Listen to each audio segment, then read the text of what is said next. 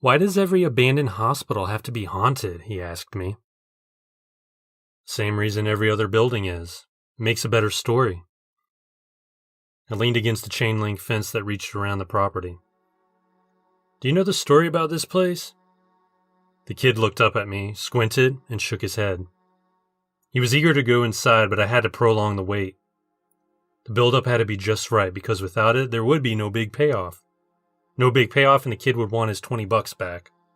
I needed the money more than he did.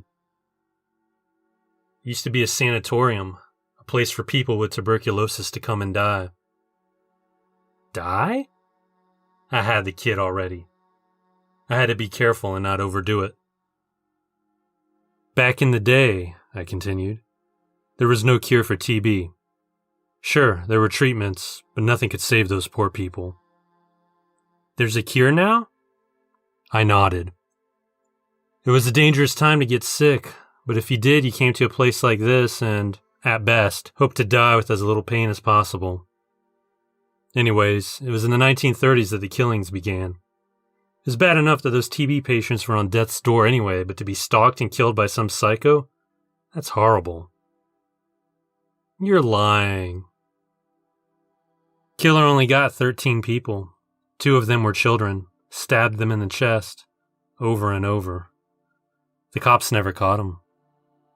Killings just stopped and life went on until the government shut the place down in 1946. I had to make the story horrible, but not overly fantastic. Just the right amount of realism was enough to make a believer. I planted the seed and watered it. Now the rest was up to him. You still want to go? I asked. He nodded. The hospital wasn't so scary in the daylight. I was hesitant about leading the kid inside and walking through the place, but only because I didn't need the kid to freak out and hurt himself. Or me. Empty buildings like this one were minefields of collapsing floors and ceilings, not to mention any human dangers lurking within. The 3-story building had seen better days, but I wasn't here to sightsee. Making this easy money was my only aim. You ready? I asked when we reached the 6 steps that led up to the entrance. There used to be plywood covering the doorway, but I tore it down the night before. Nothing creepy that night except me. I can give you your money back now, but once we go in, there's no turning back. Just the first floor? The other floors are too dangerous. We go in here and straight out the back. That much was true. I'm ready, he replied. Up we went. Despite the noon sun beating down on us on the way over, I felt a chill as we left the light and plunged into the still darkness within. Okay, I'm being overly dramatic. It was just another day and this was another building. Nothing special. It was just as hot inside as it was out. I led the way, but the kid stuck close. I glanced back. He was already taking in the sights of the rotting walls, the sounds of the creaking floor. He was like a kid in a toy store looking around with his mouth agape. I could tell he was getting his $20 worth out of this. I turned back around. I thought I heard the kid giggle. And that was the last thing I remembered before waking up on the front steps. It was still day. The sun was still high. It couldn't have been long after I took the kid inside. Where was he? What happened in there? I felt fine. No pain, no mental fog. It was as if I was switched off, moved outside, then switched back on. I waited on the front steps for about an hour, trying to figure out what was going on. I felt my face baking. That was the only thing I was sure of, that sunburn. I could have gone back inside to look for the kid. I still had his 20. I owed him that much, right? I couldn't even recall what he looked like or what he wore, but I had his money. I took him inside like he wanted. I could have gone back to look for him. When I finally got up and walked the long walk home, I wondered about the real history of the hospital. Was it really a TB hospital? Was it really a hospital? I considered doing some research, but when I got home, something in the back of my mind told me not to pursue any investigating. Somehow, my instinct knew that nothing good would come of it. So I didn't research. I never went back to the hospital. I never spent that 20. I never thought about the kid. Until now. I'm standing at the chain-link fence surrounding the abandoned hospital. It's the middle of the day. I don't know why I'm here. I just felt the urge to come. I have to go in. I'm pushing myself toward that building, toward that dark opening. I'm going to walk in and then right out the back. Maybe I'll find the kid there and he'll ask me some questions and I'll answer them. I won't charge him. In fact, I might give him his money back. I have to go back in. I have to go because I want to know why I can't remember leaving. Did I see something in the hospital that my brain couldn't handle? Or did I do something?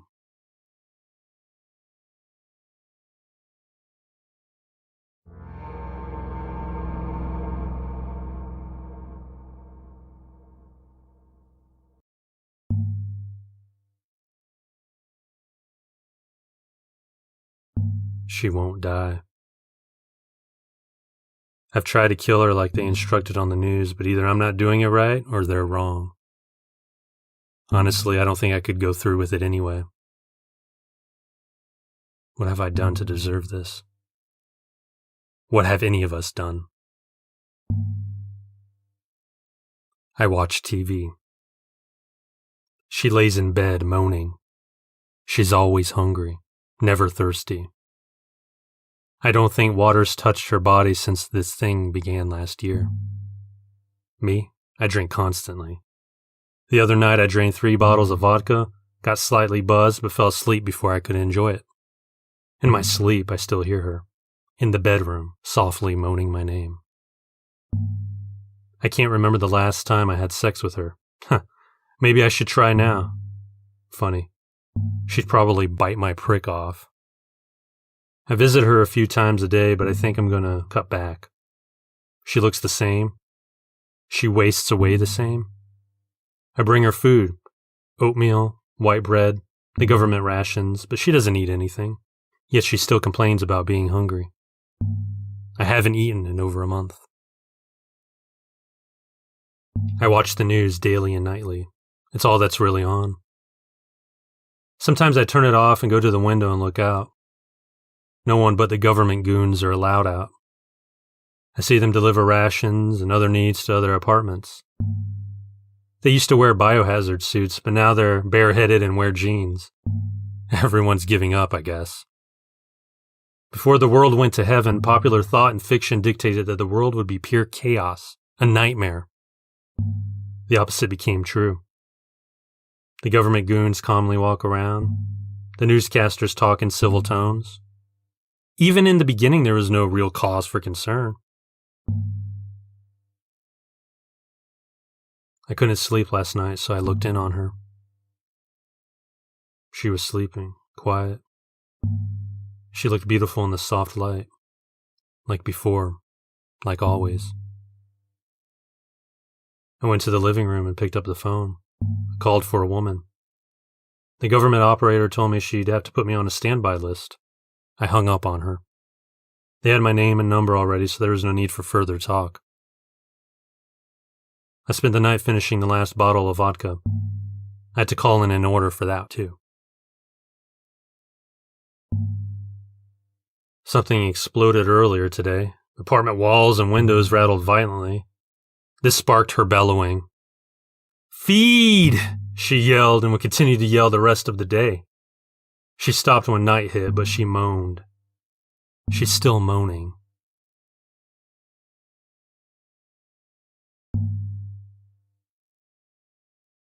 I ventured out. The first time in a year. I saw and met no one. I'm not sure anyone's left.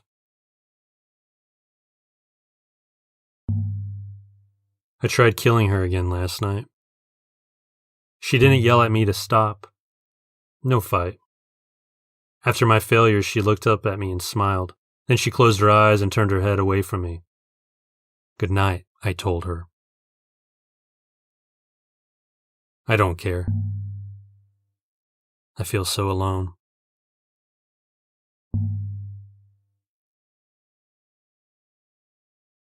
Everything's running normally. Water, electricity, the sun, weather, the days. Maybe I'll take a hot shower, put on some fresh clothes, go outside. Maybe.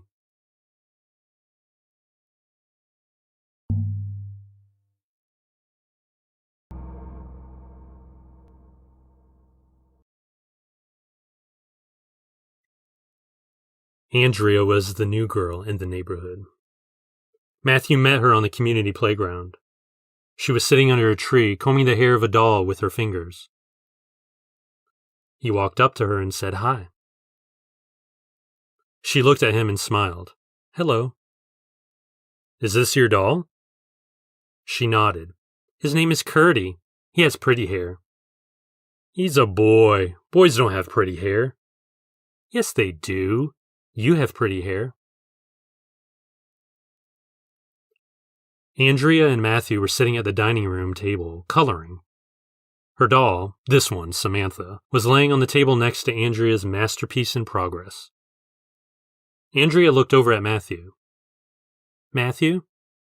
Yeah, he said, still focused on his picture. What color are your eyes? Without looking up, he replied, Blue. They were brown, and that night Andrea told her mom so.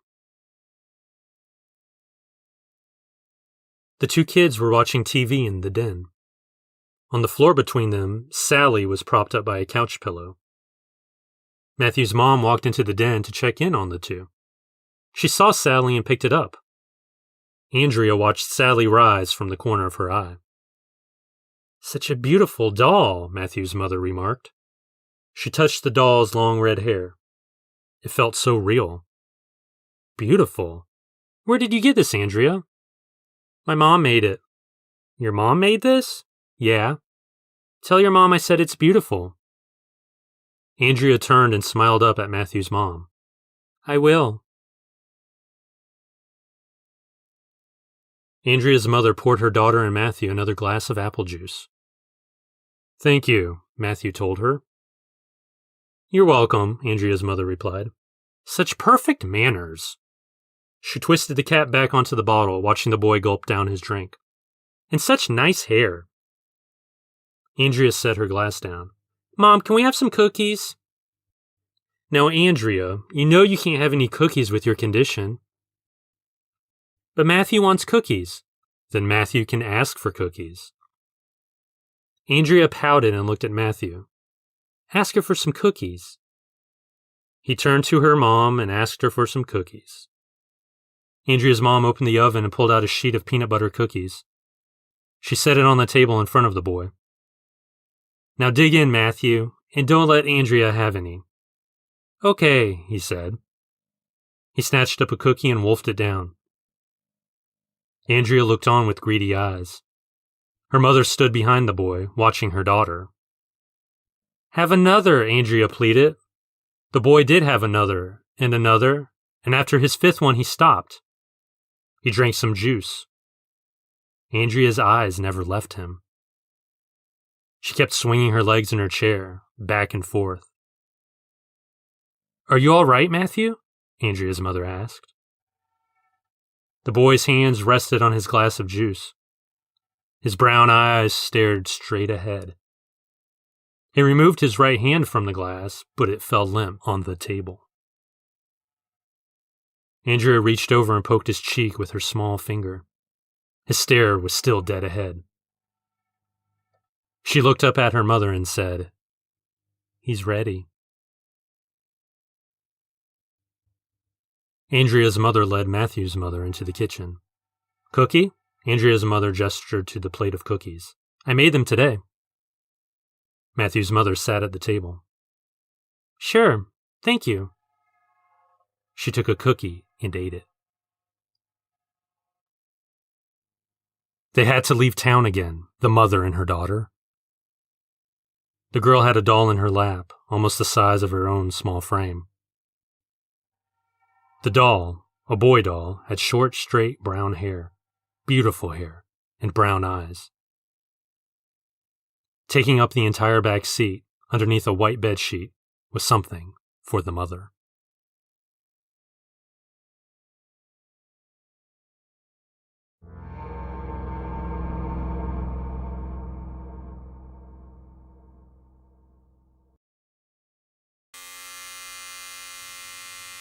He cut himself shaving this morning with an electric razor, 40 minutes before work. He might have run the razor over a tiny pimple or a weak patch of skin. It bled a little bead for a minute before clotting. It stung for a minute, too. He turned the shaver back on and ran a circle over that area on his cheek. Once, twice, again and again. Then he ran the shaver underneath his chin, down towards his throat, in a circle, over and over. He tilted his head back. The bead beaded up, not flowing down his cheek, not dropping onto the white sink basin. The skin under his chin was thin and dry before. Now it was red, raw, itchy. He couldn't stop. Circles with the electric razor. Under his chin, above his Adam's apple which bobbed when he swallowed deeply. His throat was dry. He had been holding his breath, too. Not swallowing, not blinking. From the corner of his eye, he saw the red bead on his cheek as he watched his $50 electric shaver that needed to be charged once a week go round and round. Over towards his neck. On the right side, on the left side. There was no hair there anymore. There probably never was any in the first place. He couldn't remember now. He was lost in no thought, no memory. He pushed and pulled the shaver along the deep red road under his bare chin. He held the razor away and looked up at his short brown hair that was in its usual morning mess. Short enough to brush back with his fingers and be done with for the day. Short enough to cut. Short enough to shave. He started at the front left side and slowly mowed back. The shaver strained and threatened to overheat and stall. He pushed it onwards, towards the back of his head. He didn't pay attention to the bleeding on his throat, just to his scalp. He remembered to breathe again, and to swallow. It took a few minutes for him to shave the right side of his head bald. It was red and there were sporadic cuts which dripped blood. Dark red blood. It streamed off the side of his head, not down the back or over his chalky red face. Now the middle. Back and back and back and back. His eyes were getting tired. He wanted to close them. No, not yet. Back and back. Stop. Back to the front and back again, until the middle was gone. Hair in the sink. Clumps. Strands. In the white sink. His bloody throat itched and stung at the same time, like his cheek. With the bead. Something so small. Now the left side. Back and bald. Johnny's mother knocked on the door. She could hear the low, stuttered buzz of his electric shaver. No answer. "Johnny," she called out. "You're gonna be late again." She knocked on the bathroom door. "Johnny?" She turned the doorknob and pushed the door open slightly. The buzz grew louder. The door opened wider. "Johnny!" she gasped. His hair was gone. Only a few wisps on the sides remained, and they looked to be wanting to die. Johnny turned towards her, the shaver still in his hand and still buzzing. It hummed a one-note song. She saw the bead of blood on his cheek, and his ragged underchin, like a chewed-up roll of newspaper, wet with thick crimson and torn into chunky ribbons. "Johnny?" she said. He advanced towards her, the shaver on and up. "I got too close, Mom." It was on her, the shaver, when she remembered to scream. The shaver came down over her left eye by way of her eyebrow. She heard that one-note song, that sweet humming, and it got louder.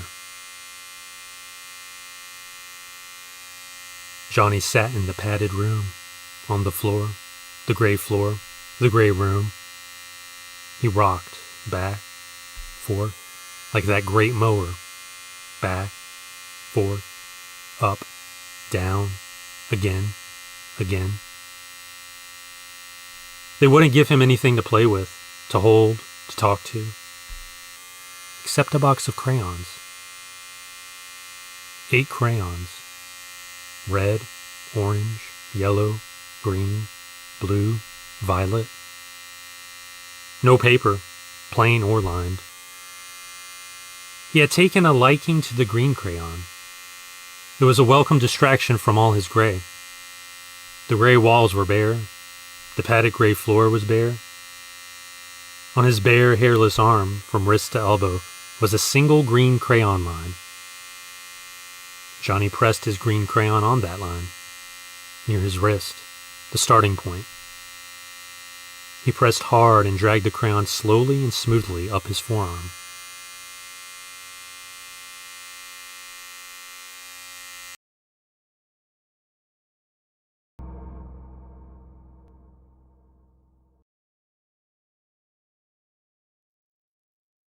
"Don't push that button," she told him in their living room. This was the 5th gunmetal gray box they had gotten in the mail. They didn't sign up for one. He held the box in his right palm and rested his left thumb on the blue button. "This is the 5th one," he said. "It's a sign." "No, it means that someone made a mistake. It's not ours." He looked at her. "Please?" She shook her head. "No, and that's final." She walked back to the bedroom. He shook his head.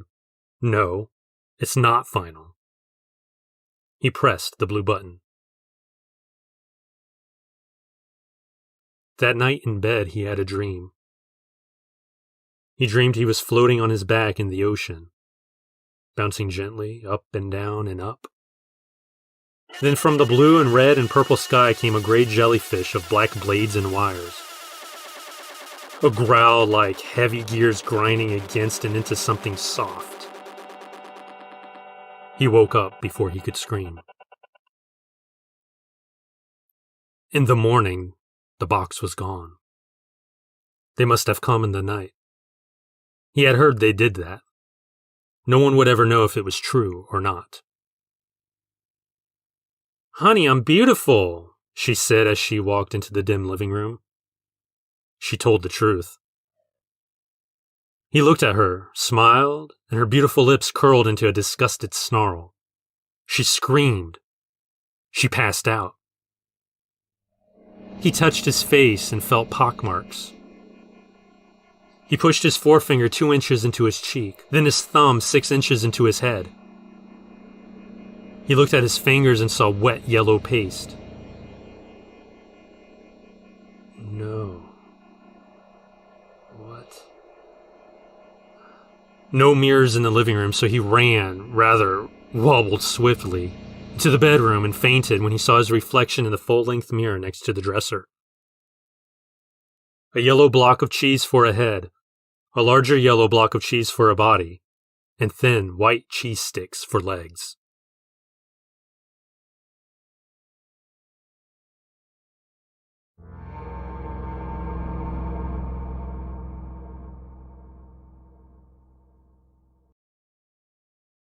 He had already killed one that day.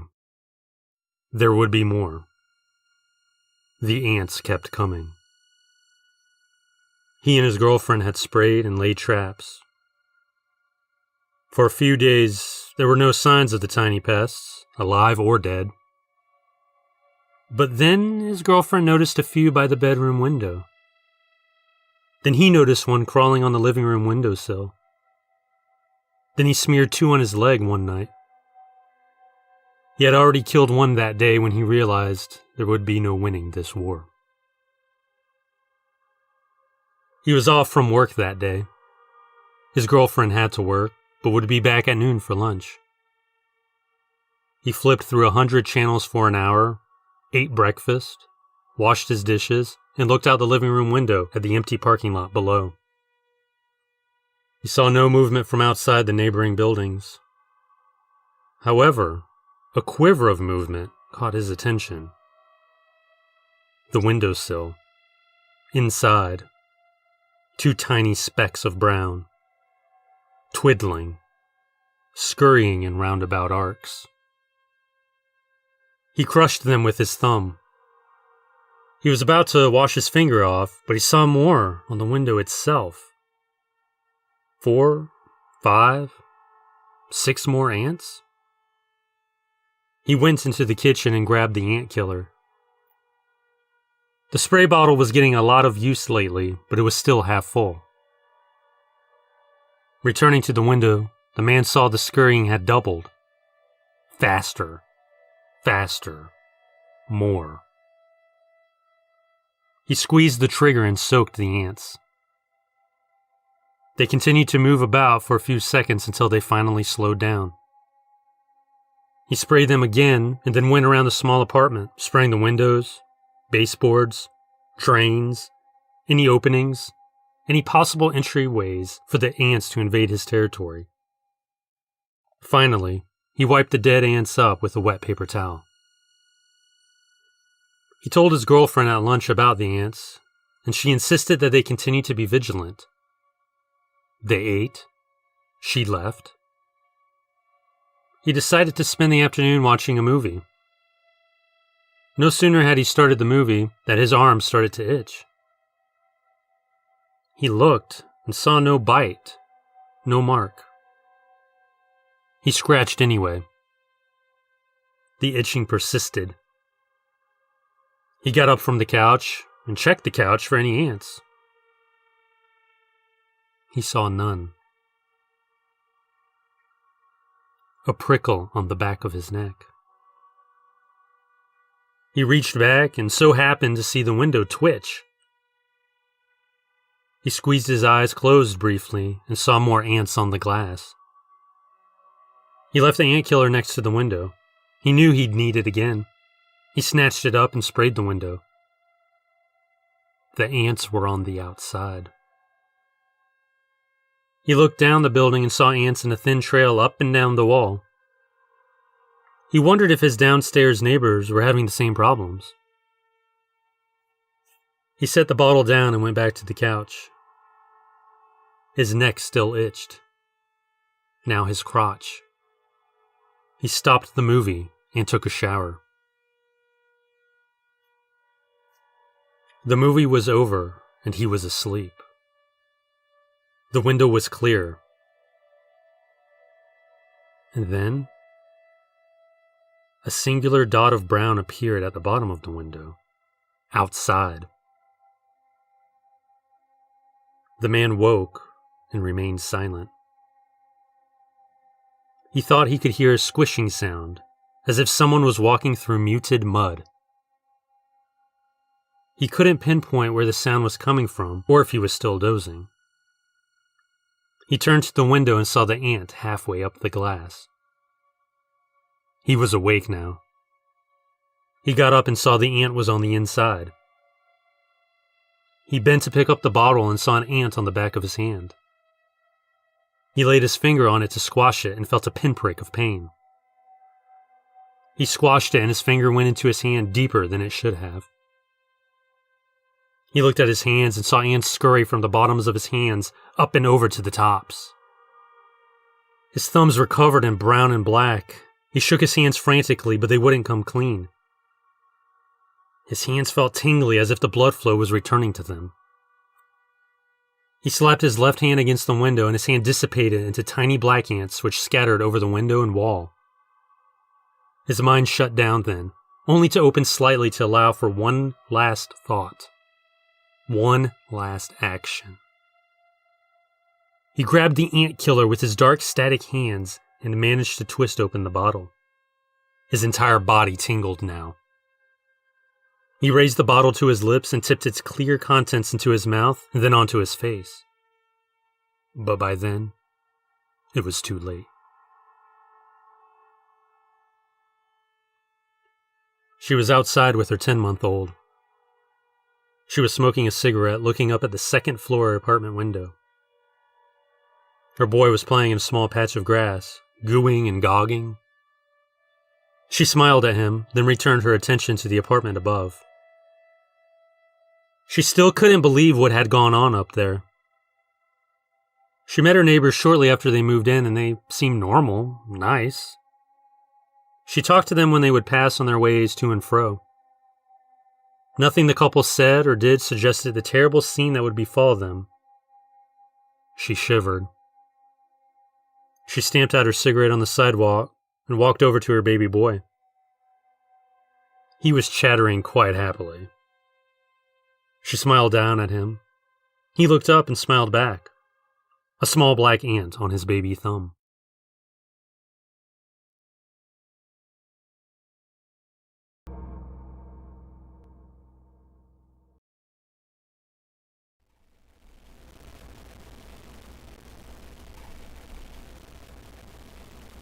A cold man sits on a rebuilt beach with his good friend on a good blanket.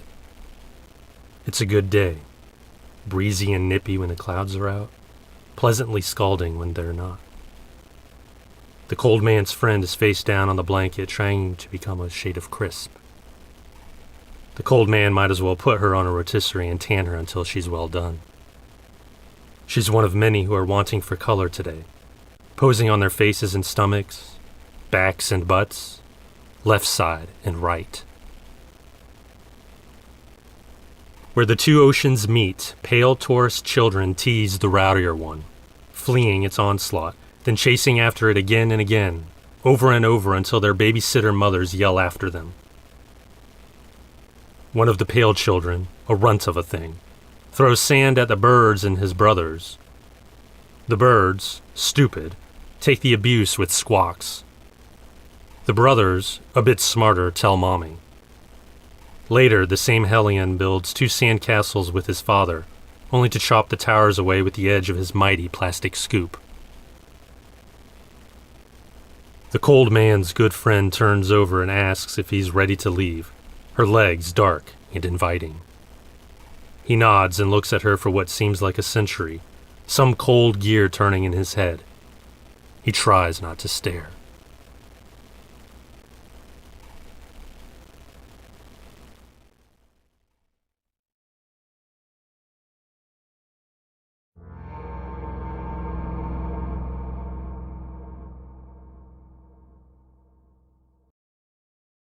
"So how do you like the house so far?" the real estate agent said. Larry smiled.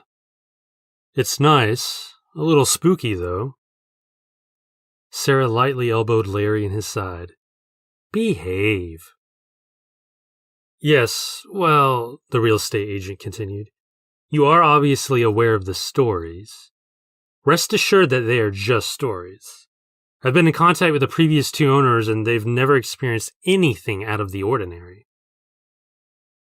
"We don't mind," Sarah said. "We're not afraid of any ghosts, right, honey?" Larry was staring into one of the bedrooms. "What? Oh, no. Ghosts are afraid of me." The real estate agent cracked a grin, a gesture that appeared to pain the woman. Larry thought the lady looked like an anorexic troll. He told himself to be nice, but the woman was a sight that caused sore eyes. The veins in her skinny hands protruded from the skin so that Larry thought they would pop up at any moment. When he shook her hand earlier, he accidentally touched one. That sent a quiver down his core. She was nice and all, but her gooseneck begged for a throttling. This current house was the last in their hunt. The real estate agent didn't know this because Larry and Sarah kept their plan to themselves. This house, 257 Peak Avenue, was it. From books and the occasional television show, Larry knew it had to be. He had asked that they be shown the house last, the main event of a tedious day. "Can you give us a few minutes?" Larry asked the real estate agent. She was hesitant to do so, but this couple was nice and pleasant to work with. They wouldn't mess anything up or steal anything, not that there was anything to steal. Every item of value was long gone. "Okay," the real estate agent said. I'll be in the kitchen." Once the woman was out of sight, Larry pulled Sarah into the bedroom. "This is almost too easy," he told her. "I know," Sarah replied, keeping an eye out for the real estate agent. "No alarm system, a lot of privacy." Larry went to the window, which looked out on the small path along the side of the house. It was shady there, tucked away from errant eyes. He flipped open the lock on the window, making sure it was closed enough not to warrant suspicion. And for this place to be haunted, Larry said, not having a security system is nuts. Maybe the ghost scares intruders away. Larry could not contain his excitement. Let's hope so. After Larry and Sarah left, the real estate agent went around securing the place. One of the bedroom windows was unlocked. She figured the lock was faulty. She pushed the latch in until it clicked and then left the house. 257 Peak Avenue had quite a history, but not one stretching back for centuries or even decades. In the late 90s, a family lived in the house, a husband, wife, and their little boy. By all first impressions, a typical family. That much was true. All was well in the family until a few months after they settled in. The wife began seeing things. Small objects like her little ballerina figurines disappearing, leaving nothing in their place. Larger objects like chairs melting and then regaining composition. Just like his wife, the husband began to witness odd occurrences. Their son, however, never joined in on the family visions.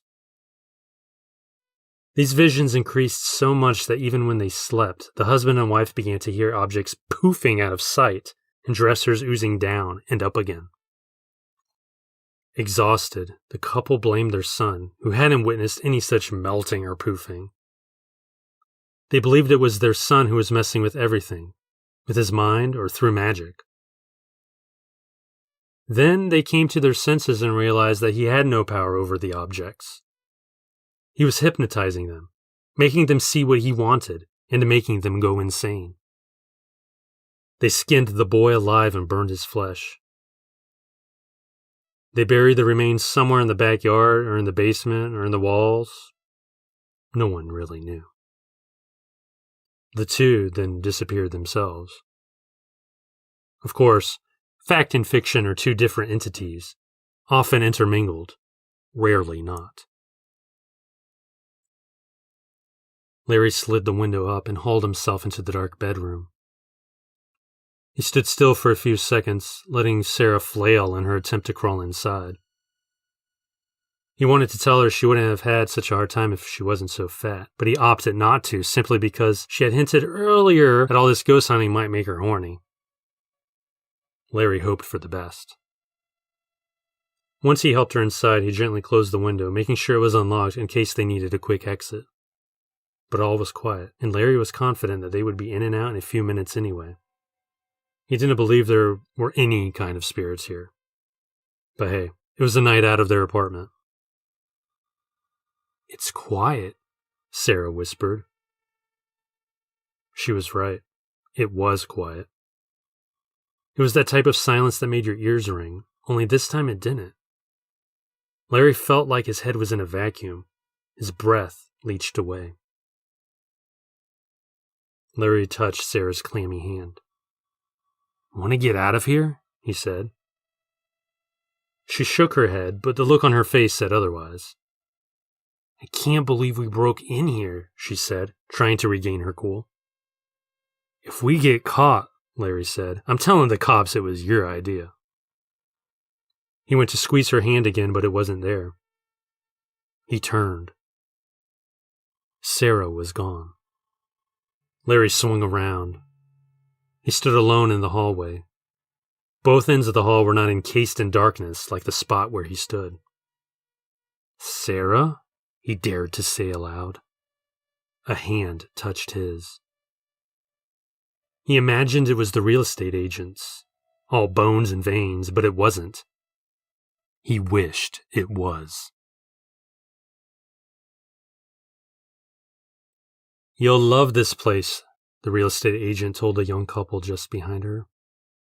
3-bed, 2-bath, a rustic charm as well. 257 Peak Avenue also has, a history, but one you can make your own. The fresh-faced husband looked at his pretty wife, who shrugged. The real estate agent pushed the door open and immediately smelled something wrong. In the living room was the couple she showed the house to yesterday. They sat upright on the couch, next to each other, the tops of their heads from their upper jaws up cupped in their hands, presenting them as gifts for the taking. The pretty wife fainted. Her husband tried to catch her. The real estate agent swallowed. "I'll never sell this house," she said.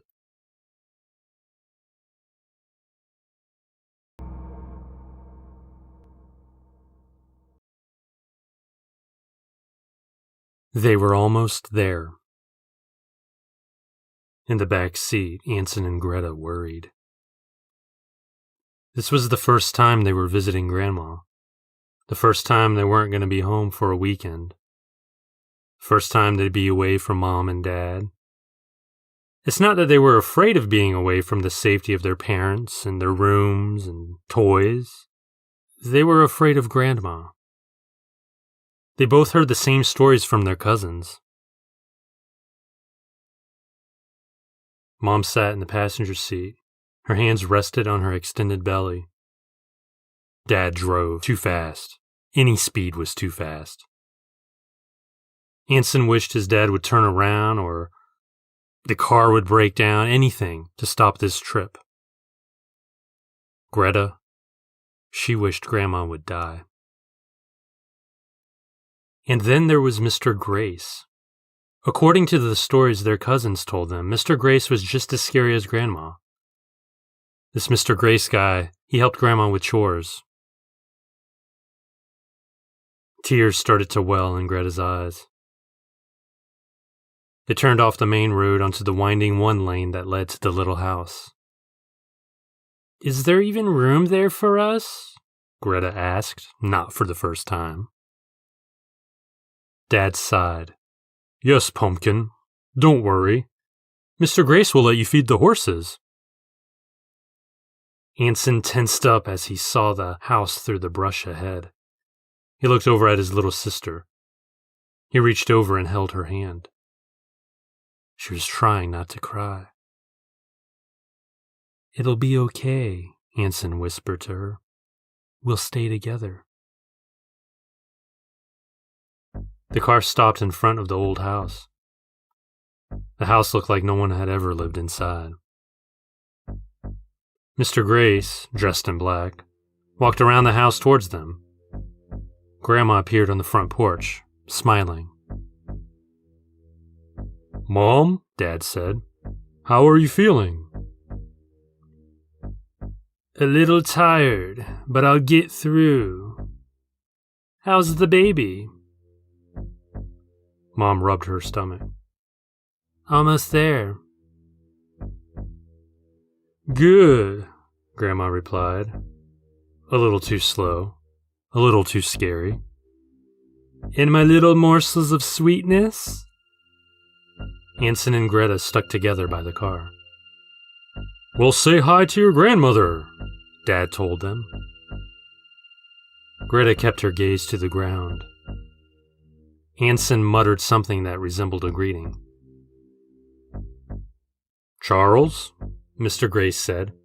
He shook Dad's hand and they and Mom talked for a minute. Anson then realized his parents hadn't packed any clothes for him and his sister. Were they supposed to wear the same thing until Sunday evening?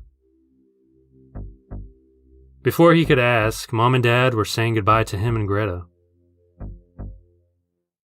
Anson and Greta stood strong even when their parents drove away, even when Mr. Grace stepped in their line of sight. The old man looked at them, chuckled once, and walked back around the house. "Come on in, sweets," Grandma offered. "It's getting dark and I'm getting hungry." Greta grabbed Anson's hand.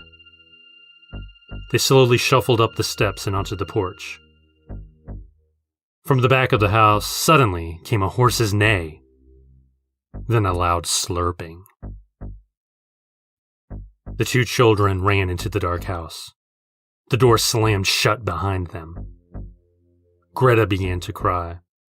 Anson wet his pants. Grandma stood in the living room, her arms stretched wide, her fingers fanned open, white tentacles sliding out from her nostrils, mouth, rear, and vagina, snaking out toward the children, enveloping them, yanking them towards her.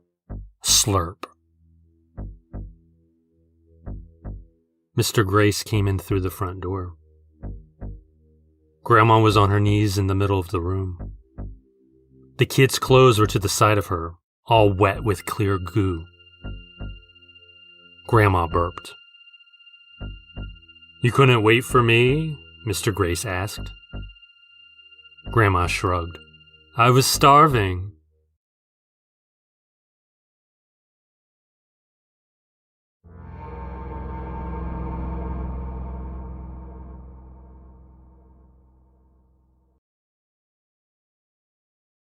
"We can't afford to keep paying rent," Sarah told her husband.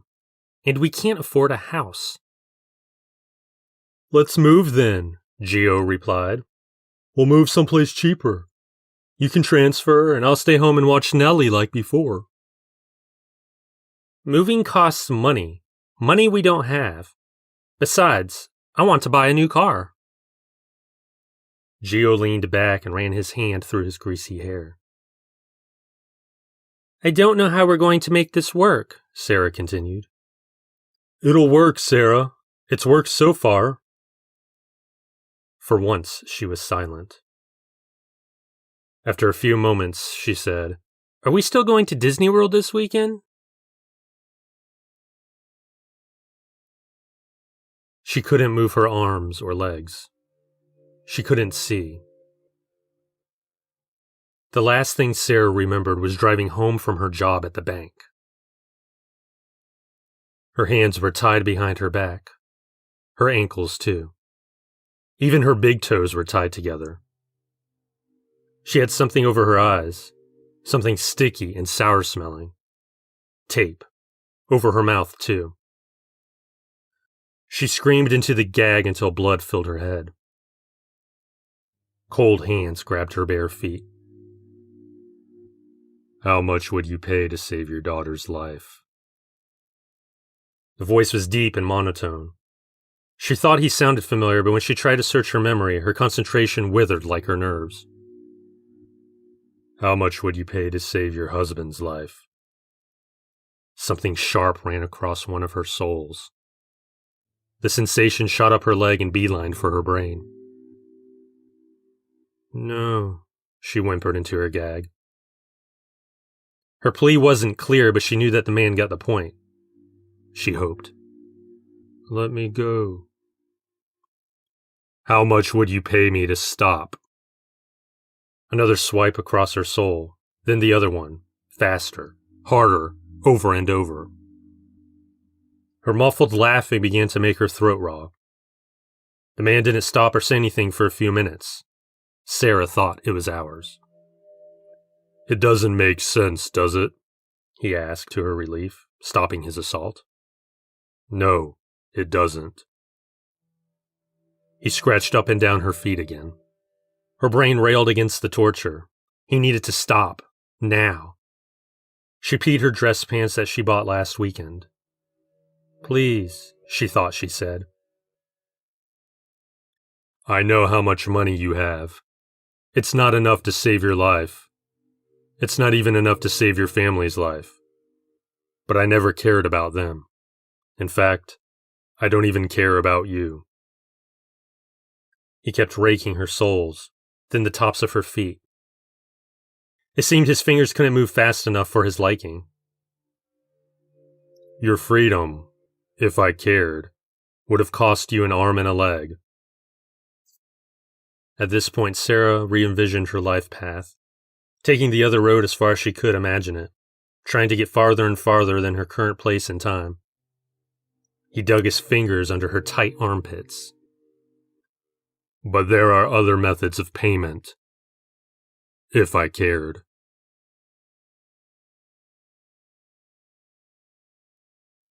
"Sarah, you home?" Gio set Nellie down and went into the bedroom.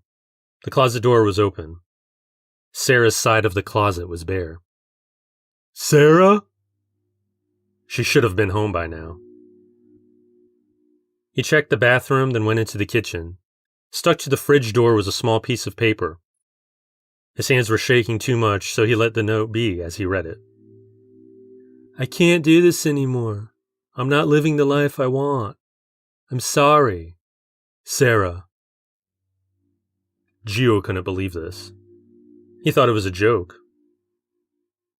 It was her handwriting on the note, but she was joking. He didn't want to process how this could have happened. He didn't want to think of life without his wife. He didn't want to raise his daughter alone. Suddenly everything else, a new home, the upcoming vacation to Disney World, it all didn't matter. He just wanted Sarah back. Dada. Gio forced himself to look down at the 4-year-old. She held out something small to him. What's that? He asked. He squatted down, saw what she was holding, and screamed. It was a toe. The blood was dry, crusted over, but he could tell it was a toe.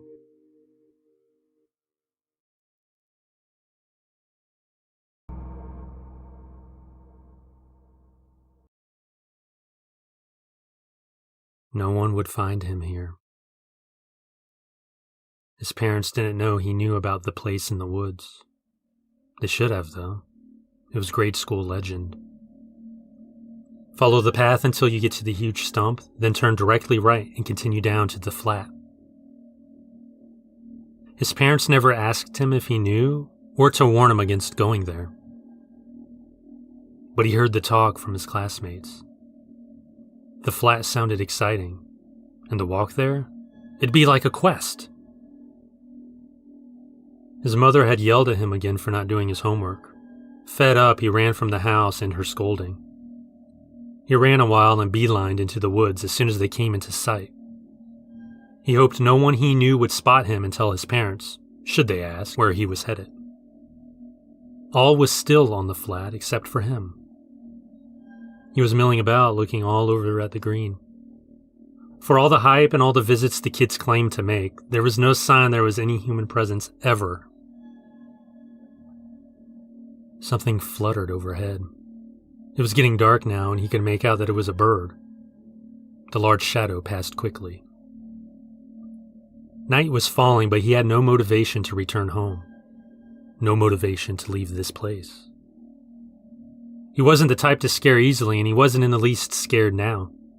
He didn't know if it was his nature or the nature of this place. A beam of white shone down into the flat. The boy jumped. He sped out of the light, out of the round of the flat, and hid behind a tree. He could see no source to the light. He thought it was weird that the light filled the entire circle of the legendary area, and there was no source? Then the light was gone. All was still. No sounds from the surrounding black. He blinked his eyes several times to clear himself of splotches. His vision finally cleared as 2 hands grabbed his shoulders. This place is not for you. The boy's bladder failed. He couldn't turn back. The hands held him firm. This place is not for you. He thought it was an alien. He saw all the TV shows and read the stories in library books. Had to be an alien. The light came down again. The boy squinted. The hands pushed him into the light. The boy reeled forward, unable to find his footing. He tumbled headfirst onto the ground, rolling on his neck. Something snapped. He came to a stop on his back. The light was gone. Something flew over him. So close he could have reached up to touch it if only his arms could move.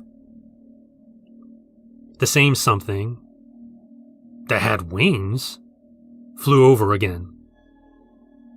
One more time, and then it hovered over him. The boy's vision faded, but he saw something collide into the thing above him. Holy shit, the boy thought, not worried about his physical condition. That was awesome! Both things had wings and they looked like giant dragonflies. But I won't be able to tell anybody. No one knows I'm here. The light shone for him one last time, blinding him. All he could see were dots of yellow rushing towards him, and he could not touch them.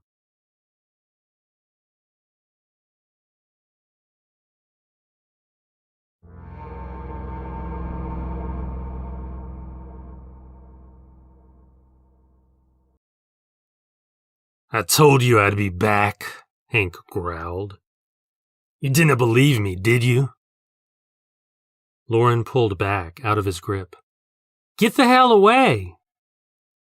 The bear of a brute backed her up against the trailer kitchen wall, knocking some wooden shelves lined with gaudy knickknacks astray. She kneed him in the groin. He gasped in her face. She thought something died in his mouth as she shoved him off her. She made for the kitchen door, but he was already on her, slamming her face into the aluminum door. The trailer groaned and cracked with every slam. Lauren's nose turned to blood, bone, and finally mush. Her cheekbones caved in. Then, he was done. Hank had to get out of town. He was pretty sure some nosy neighbor had heard the commotion and had seen him flee the trailer. He didn't return to his one-room apartment to pack or gather his thoughts. He only had one purpose: to get out of town. He decided the best way was to walk across Mr. Cotton's land to the next county, and from there hitchhike out of state. When he snuck through the rusty wire fence and stepped onto Mr. Cotton's land, he got a feeling that he never felt before. Images of his dead ex-wife on the floor exploded into the front of his head, pounding like a rabid jackhammer. His stomach knotted up, and not because of the bitch's kick to his nuts. He shook his head as he stumbled across the green field. The grass came up to his knees, and he was so lost in the images in his head that he didn't see the rabbit hole he stepped into. He cursed as he twisted his ankle. The images faded. He took his foot out of the hole and shifted on it a bit. He yelled like a child, like a baby. Warm pain shot from his ankle, engulfing it. The pounding in his head returned. He sat down in the grass. He wanted to cry.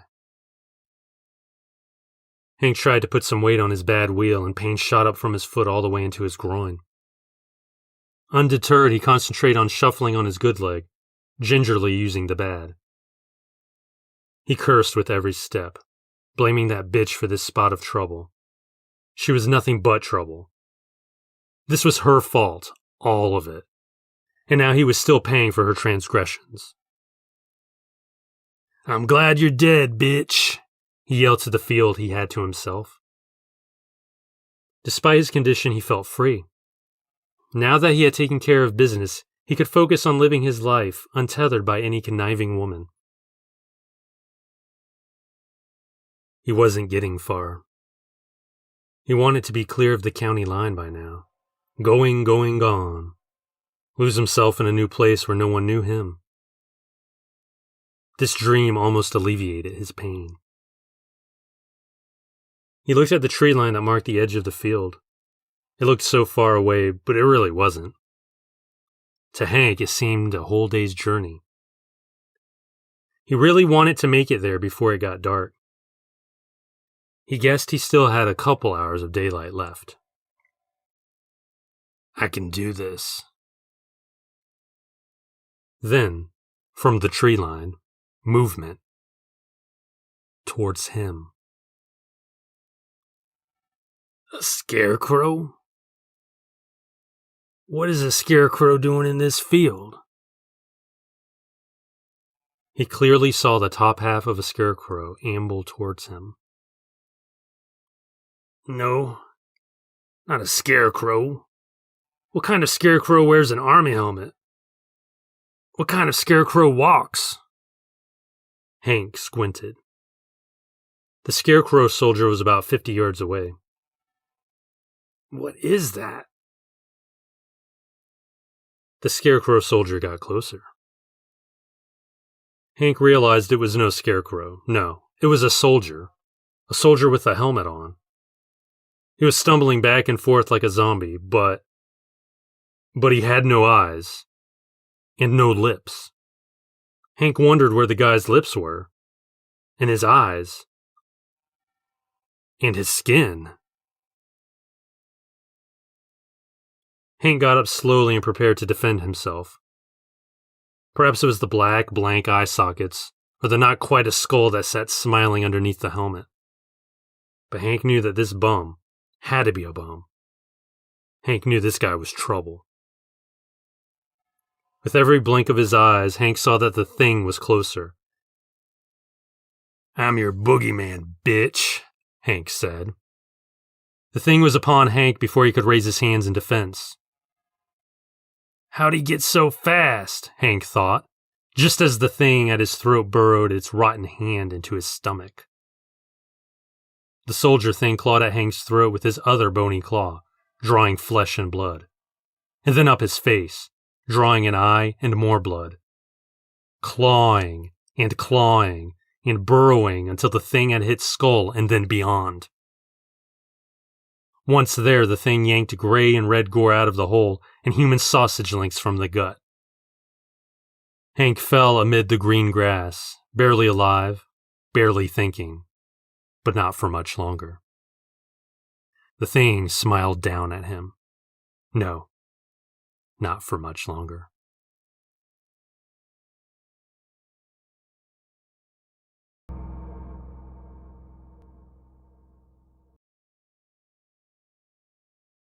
I have to do this alone. I know, she said, backing away, leaving him alone at the top of the stairs. At the bottom, there was nothing but complete black, a void that could not have been pierced by light or vision. He took the first step down and wanted to cry, but was too numb. This was really happening. They were notified a week prior via a nice formula letter. They read it in disbelief at first, then they reread it, and they became angered. They railed that it wasn't fair. It wasn't. However, this happened to everyone. They prepared themselves mentally. Everyone knew there was no pain involved. No one died from it. In fact, popular thought was that it was pointless. But still, it had to happen. He was halfway down the stairs when he looked back. She still stood there, shaking. The worry in her eyes was too much for him, so he turned away. She would get her notice soon. No one went to the black alone. One more step down.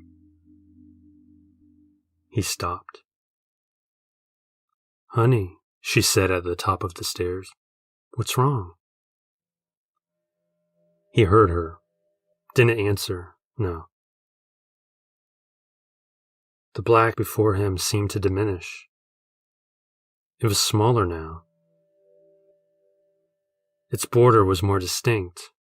A round floating void. Powerless. What's wrong? She asked again. He raised a foot and brought it down on the previous step. I'm not doing this, he declared. He climbed the stairs, looked back at the shrinking void. He blinked and it was gone entirely. But they'll know, she said. They'll come. He nodded. He couldn't think of anyone, personal or public, who refused the void. No hushed stories of this kind of rebellion. He leaned in and kissed her sweaty forehead. She received her notice the following day. She tore it in half. The black void appeared in the corner of their bedroom.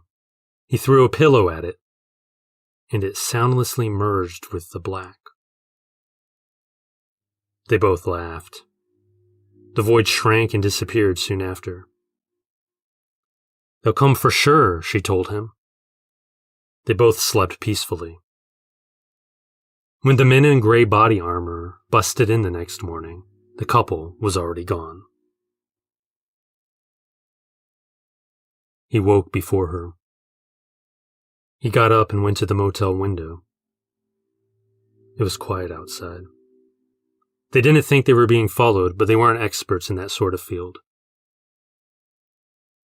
But the few people they encountered didn't behave suspiciously towards them, so they took that as a good sign.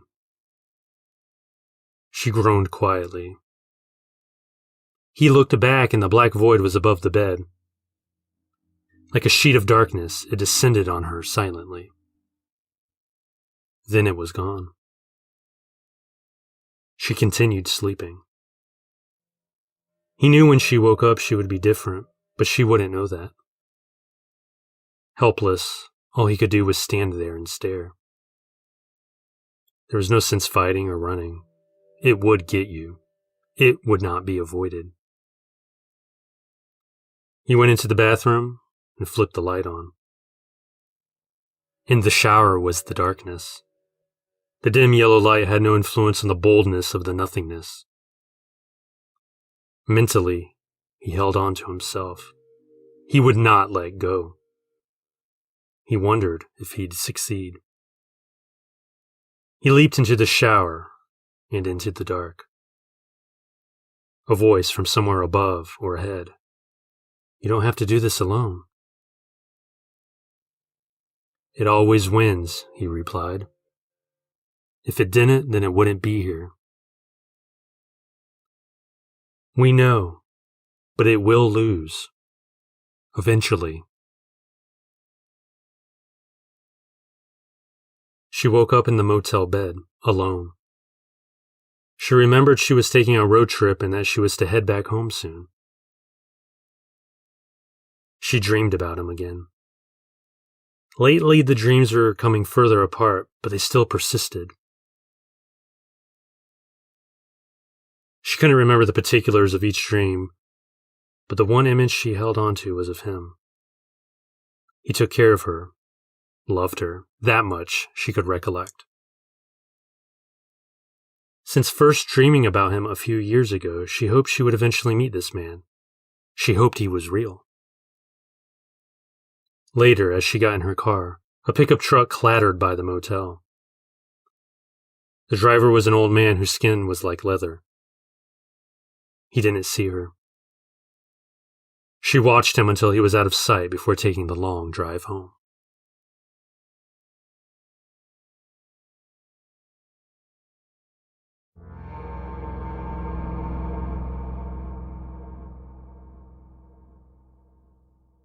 "Write it," the large man said.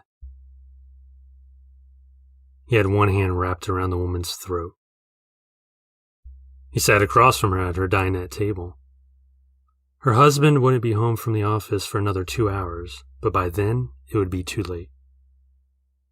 The blue pen in her hand quivered just over the tabletop.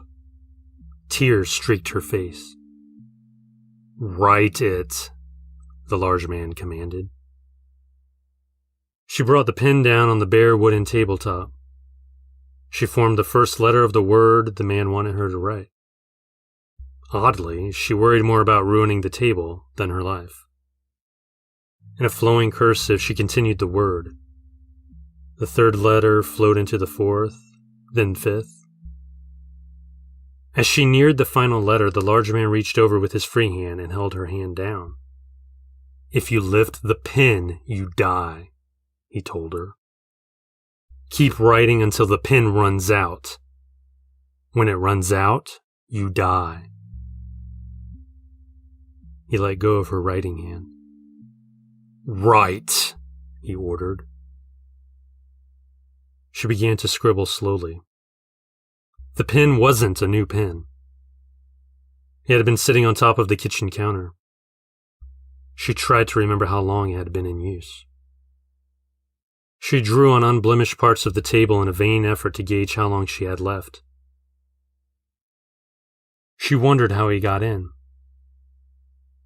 She was alone in the house, and then, suddenly, he was there, firmly holding her by her throat at the table. She looked up at the man who held her still. His black eyes bored a hole through her so much that she quickly looked back down. The word he wanted her to write sounded like gibberish. It was a word she never heard before. She pronounced it in her head, and it still made no sense. She dragged the pen over it several times, crossing it out, masking it. Soon, it was just a blue smudge.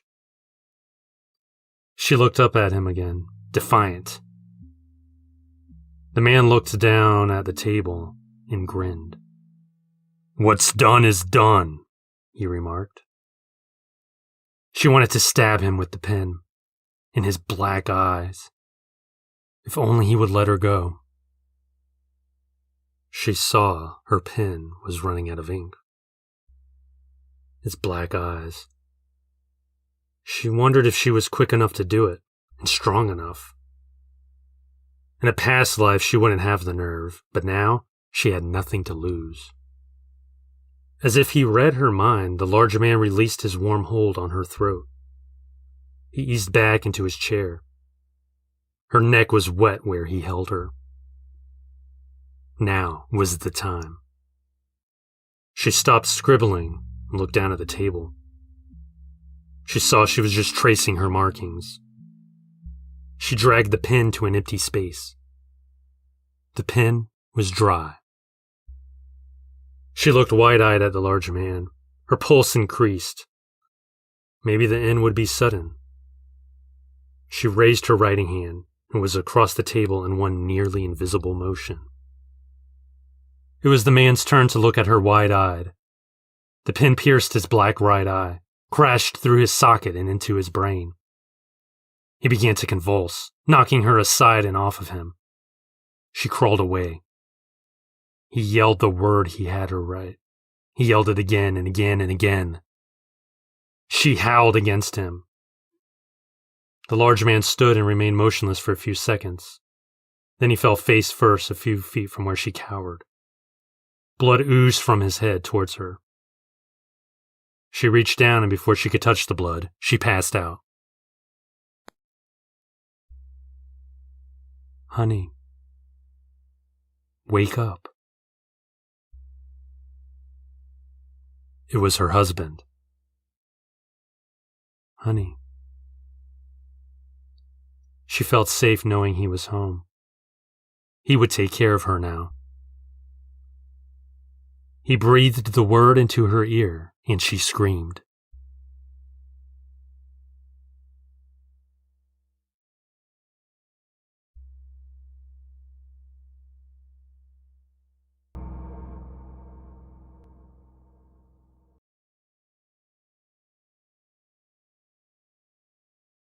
She wouldn't look anybody in the eyes. When she talked to someone face to face, she would look at the person's shoulder. Never at the face, never in the eyes. He thought that was strange. Maybe she was shy. Maybe she was shy because she had a lazy eye, or maybe both eyes were lazy. They worked together. She was friendly, sociable. Not mean or short with anyone, even with the boss hounding her to get those reports done by yesterday. No one else, it seemed, noticed she would never look anyone in the eyes, or at least they never mentioned it. Through second-hand sources, he knew she was single. She loved dogs and jazz. He liked dogs, but hated jazz. But she was cute. He wondered what color her eyes were. He had looked several times to find out what color they were, and if one or both were lazy, but he could never remember the details afterwards. On their second date, he asked her why she never looked anyone in the eyes. To his surprise, she didn't clam up and demand he immediately drive her home. She simply replied with a sweet chuckle, Because I'll turn to stone. He thought that was weird, but accepted the answer as merely a way for her to live with her shyness. But she wasn't shy. She was open with him on their dates. They talked about everything from past sexual partners, she was still a virgin, to dogs. She had one, a golden retriever. Well, he said, will you look at me? She looked at his shoulder, then at his chest, slowly up his throat. She stopped at his mouth and then looked away. Maybe next time. After a dozen dates and 3 months, he asked her again. Look me in the eye. I want to tell you that I love you. I can only do that if I look you in the eye so you know I mean it. I know you mean it. She looked down at her folded hands in her lap. Say it anyways. He sighed and did. At work, they sat across from each other, facing one another. 2 office desks separated them. He was reading his email and she was staring at him. He knew she was. He grinned and shot his head up and caught her stare. She gasped forever.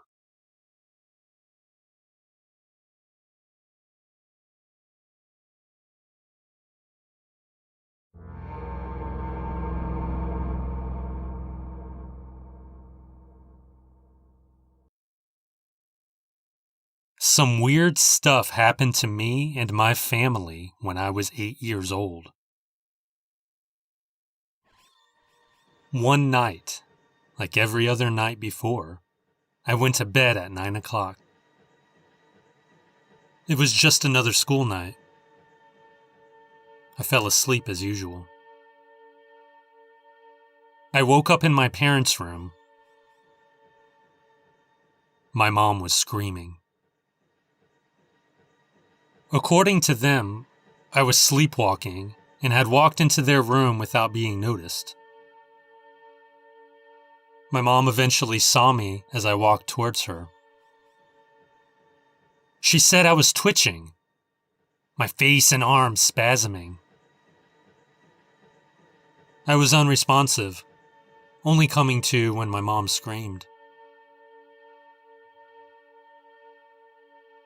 A few months later, on another normal night, my dad came upstairs to check on me. He found me standing in my bedroom, in the dark, staring at my closet. According to him, I was unresponsive again. This time, I wasn't twitching. I just stood deathly still and stared at the shut closet door. He gently nudged me awake. He guided me back to bed where I slept the rest of the night. It was during summer vacation that the next incident occurred. I was sleeping over at my cousin's house. I woke up my uncle by simply standing over him. Again, I was unresponsive until he shook my arm. I never acted like that again. Until last night. However, before I get to that, let me tell you about other weird events which happened when I was 8. Another night. I couldn't sleep. I wasn't afraid to sleep. No, I just wasn't tired. My younger brother crept into my bedroom. He softly asked if I was awake. I sat up and asked him if he was okay. He told me his baseball just started bouncing around his room. Weird. I didn't hear anything. I definitely would have heard a baseball striking a floor, especially if it repeatedly bounced. I told him it probably just fell off his shelf. but he said it was sitting on the floor when he went to bed. I told my mom about it the next day. She clammed up and brushed it off as just my brother's imagination. Maybe it was. A week later, we had another incident. Lunchtime on a Saturday. I was playing video games in my room while my brother sat next to me reading a comic book. The house was sealed tight because the air conditioner was on. We both heard our mom exclaim something downstairs. My brother and I ran down to see what was going on. All of the first floor windows were up, and the front and back doors were opened. Once she calmed down, my mom said it was just the wind. Even though my brother and I were young, just little kids, we knew it wasn't just the wind. No way. Maybe our mom was playing a joke on us. Maybe she opened everything. Maybe. The next day, our garage door opened on its own. My dad closed it, but it opened again about 20 minutes later. He and my mom thought that maybe someone else had a garage door opener that worked on the same radio frequency as ours. My dad said he'd call the garage door company the next day to get ours changed. In the meantime, he unplugged the door opener. Once he stepped off the ladder, the door opened on its own. Last night, my wife said I was standing over her, my face contorting and my arms shaking. She said my name a few times before I woke up. It's happening again. That's frightening in itself, but what's worse is that this time, I was speaking during my fit, muttering a phrase over and over. My wife only made out a few words, but I knew what I said. See, that's the only thing I do remember. Those words. Would you like to know what I said? Come closer. Turn up the volume.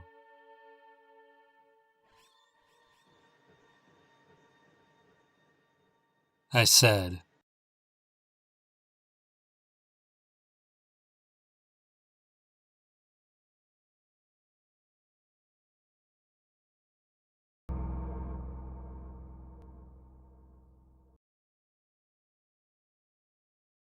memory is a curse.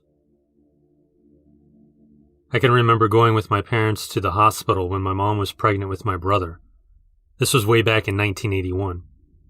I remember the brown tones of the walls and floors, typical of early 80s decor. I remember how I treated Mike Elkins in my senior year of high school over 20 years ago. I remember Denise Benevento's nickname for me. I remember so much. I also remember my first nightmare. In the house I grew up in, the living room was flush with the front window. The couch backed up to the window, as high as the sill, in reality as in dreams. It was night. My parents and brother were asleep. I was awake for some reason. I went out to the living room. The thin curtains were parted. We always closed them at night. What if someone could see inside? I climbed onto the couch, kneeling at the windowsill, looking out. A van was parked in the driveway behind my parents' station wagon. Walking up the lawn was a tall man who resembled Frankenstein's monster. His head and shoulders were squared like Boris Karloff's version, but his flesh was in tatters like Christopher Lee's. He walked up to the house, one slow step at a time. I remained rooted, watching him. Dread filled every cell in my young body. Who was he? Why was he here? Was he coming for me? He didn't belong here, or anywhere else for that matter. I don't know if he ever made it all the way up to the house. I had the same exact dream several years later.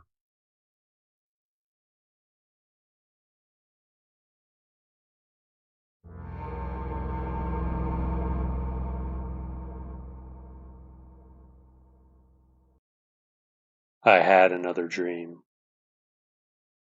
My cell phone went off. Everyone's phone did. Not an Amber Alert. National emergency? The text didn't give any specifics, so we were all left guessing. Chances were a nuclear strike. Probably from North Korea or Russia. My money was on North Korea. Fear ran from my bottomed-out stomach up the back of my head. What do I do? No time. A shift in scene like dreams often do. On a ship or underwater base. Me and a few other people, their number and gender lost to the dream, stood around a pool of water fed by the ocean. It was the area within the vessel where submersibles were launched. The water was clear and cold. I stood closest to the water, watching the first creature come into view. Everyone gasped. I couldn't. It looked like an elongated dolphin without the fins, and it was all black. Someone said those monsters were the reasons for the apocalypse. Those monsters? That meant there were more. How did they bring about the end of all things? Were they not confined to the ocean? What exactly were they? Before I could imagine more questions, the ship lurched. I splashed into the water. The dolphin thing ignored me. I wish the floating heads did as well. Whether they were victims or more nightmarish creatures, I don't know, but they were alive. Several heads, intact with ears, eyes, mouths. Short hands ending in even smaller hands grew from each side of their frames. They came from the deep and swam right towards me. The black swimmer ignored them too. I had to get out of the water. I felt dirty, as if the water defiled me instead of rinsing me clean. The heads caught up to me. I kicked one away, all while trying to climb back up to dry ground. Would these heads eat me or just draw blood, which would attract the stern attention of the long black swimmer? I don't know. But I was back in the ship. The other people there kept their distance from me in the busy water. I felt filthy. Those heads, they did something awful to the water. Water I fell into. Water I got into my eyes, my mouth, my ears. I would never feel clean again.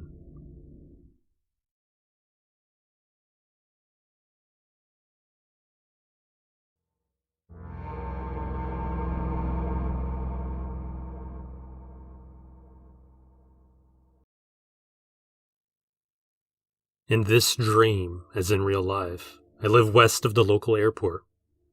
Probably 7 miles away, roughly. I was walking along the western perimeter of the airport, trying to cross a busy road. The crosswalk light turned white in my favor, but traffic kept coming. There was a break, and I barely crossed the road. I tried to call my wife, who was home waiting for me. My phone couldn't get any service. The skies darkened. They looked like a typical South Florida afternoon. Then they came from the black clouds. 5 tornadoes. Touching ground one after another in the span of seconds, these twirling terrors took root as far as I could see. Grounded planes, maybe with passengers on board, were ripped apart like aluminum cans. Hangars were swept away into the air, weightless under the raw power of nature. Each tornado was one thick mother, gray and dirty, a chorus of roaring trains. I had to get home to my wife. I was more concerned with her safety than mine. The western horizon faded to black. I needed to make sure she was all right. The tornado sputtered out, losing fury fairly quickly. I shook off my shock. Home was miles away, but I ran. I doubted I could keep up the pace the whole way. My phone rang. It was my wife. I assured her I was okay and I was running home. She told me to be extremely careful. I asked her how the weather was out there and she said it was raining, but nothing serious. The road I took was a casualty of the twisters. It was all tore up, an avenue of clay and rock. I knew it was once a sturdy asphalt street. I'd driven up and down it my entire life. To see it ravaged so shook me. I came to a stop at a busy intersection. In real life, there was no overpass intersecting at this area. In the dream, there was. Tornadoes touched down once again. I don't know how many there were, but one ran over the bridge I was hunkered under. I don't know if I ever made it home.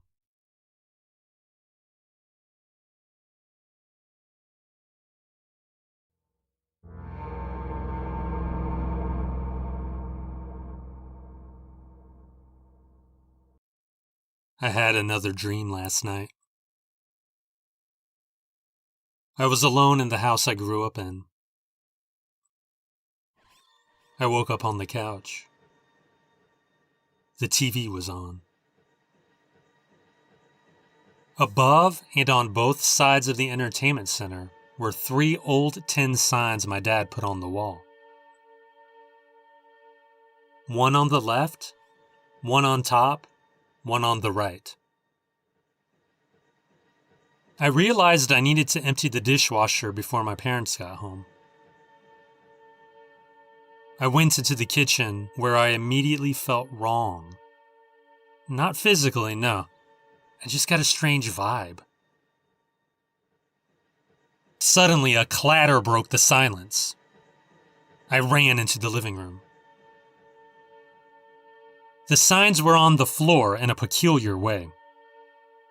They had fallen precisely on the floor as if placed. For example, the sign on top was on the floor directly in front of the TV. The sign on the right was on the floor in front of its place on the wall. The sign on the left, however, was on top the sign on the right. How did that happen? They didn't just fall because of a passing plane or truck. They were placed in each spot. By who? I was alone. The wall and ceiling shook with a rumble. Something heavy on the roof? I ran out front and clearly saw the roof was untouched. Maybe someone was messing with me. Maybe they were in the backyard now. I walked up the side of my house. Between my house and the neighbors was a wooden fence. The sun was setting, casting shadows on the fence. As I approached the corner of my house, I looked at the shadows of 3 shrubs which lined a section of my yard. There, on the fence, was a gap amid the shadows where sunlight hit. I heard running in the yard. Fast footsteps approached. I saw the shadow of a little girl running toward me. I knew it was a little girl because I saw the shadows of her swaying pigtails. I turned the corner, ready to face this prankster. I was alone. I turned back to the fence. The silhouette of a cat now approached. I heard its tiny scamper coming at me. I turned, and nothing. No cat, no girl, no sound. I surveyed the yard, making my way to the back door. Standing inside my kitchen, looking at me with no emotion, was someone who looked like me, but wasn't. Through the window in the door, I saw he was naked. I got angry. What the hell was this person doing in my house? I yelled at him, demanding he get out. He opened the door and came out slowly. His gaze never left me. I got in his face and told him to leave. He didn't.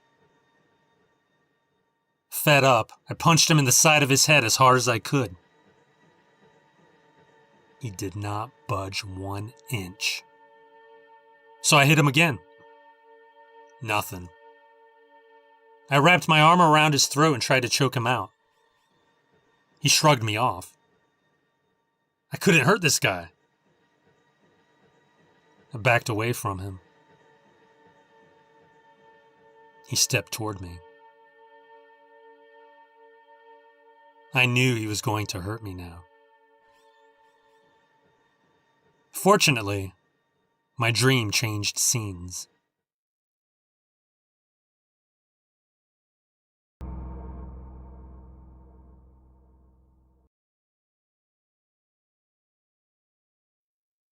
George thrashed under the vampire's unrelenting strength. The vampire enjoyed the man's futile struggling, but a greater pleasure forced him to end the game. 2 yellow fangs slid from the beast's mouth.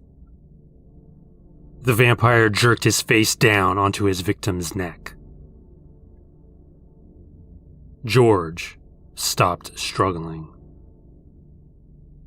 The vampire was quick to finish. Then, George began to laugh. The vampire's insides turned soft at that horrible sound. "The thing about vampires," George said as he got to his feet, his neck wound trickling blood, "is that they never consider who they feed on." George flashed his razor-sharp fangs and pounced on the other monster.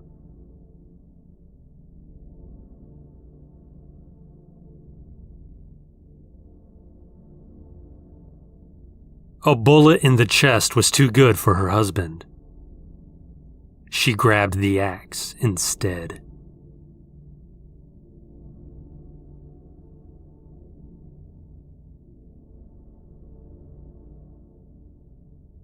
"The fire is almost dead. The bodies won't burn."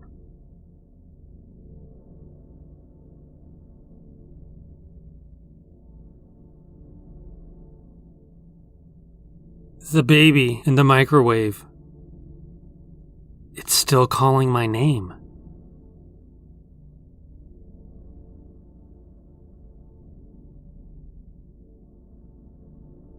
"The woman in the painting is staring at me.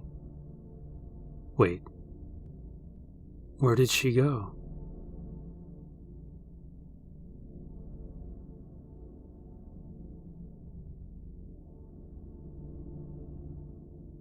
The baby rotated his head and coughed up blood.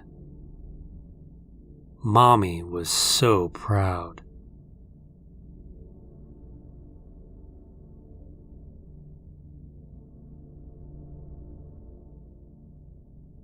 The water was freezing and dark, but he would swim to the bottom where she waited.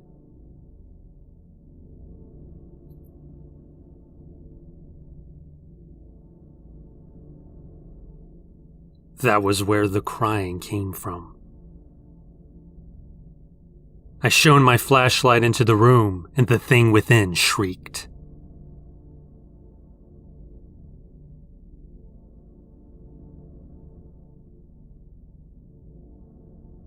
The hole I'm in isn't deep. My right knee is busted, but I can climb out. I'm halfway up when they start shoveling dirt on me.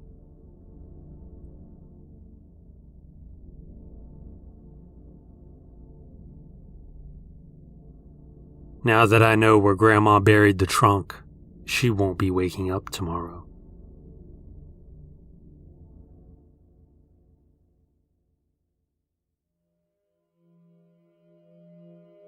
Dawn. The pyre on the hill still rages. Tonight, we ride.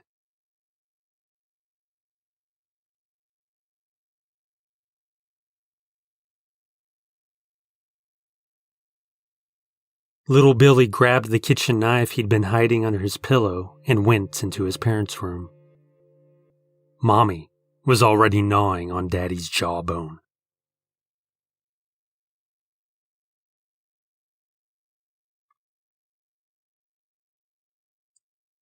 The invalid cowering in the corner pointed up at me. I looked at the cops. There was a killer in the room, and it wasn't me.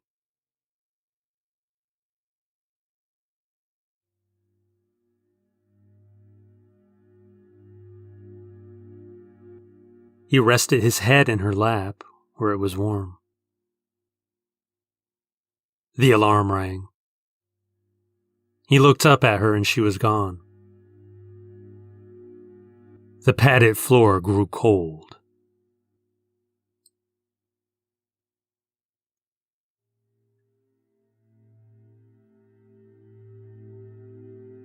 The knocking woke me up. Don't they know this is my coffin?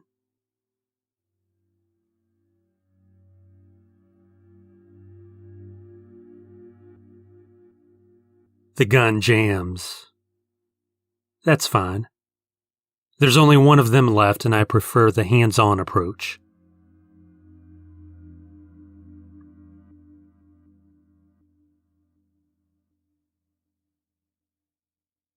Their bodies don't burn like ours, but I keep piling them up anyway.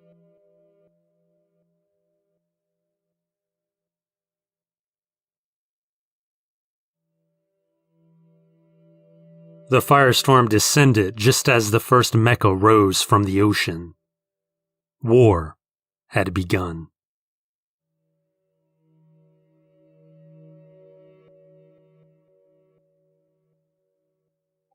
They were the first ones to step onto the planet. Not bad for two outlaws.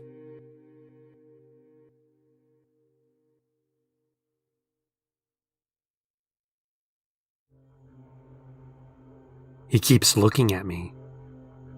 Even with the coins on his eyes, he keeps looking at me.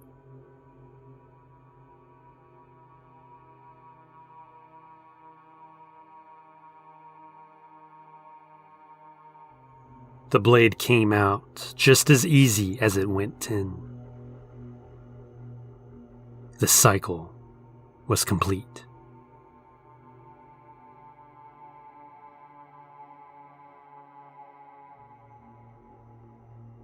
The road up to the fortress was paved with the skulls of fallen warriors. Mine was the last one added.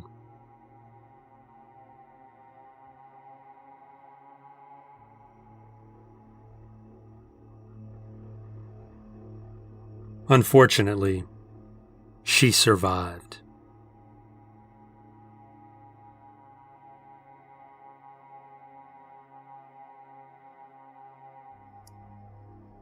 Her smile told him there were no humans left to deal out.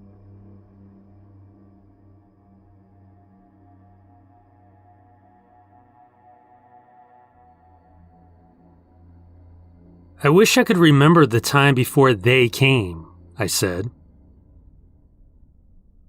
No, Pa said, absently touching his feeding tube. You don't.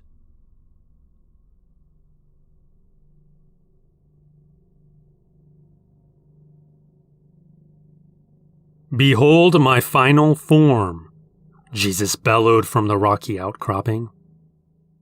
In his mecha, Pilate was speechless.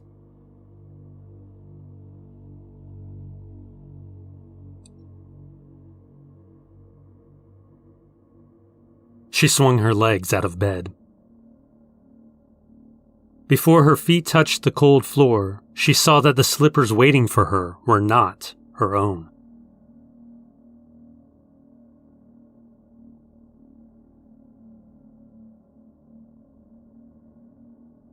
It was sunset by the time the deputy caught up to me. I didn't put up a fight.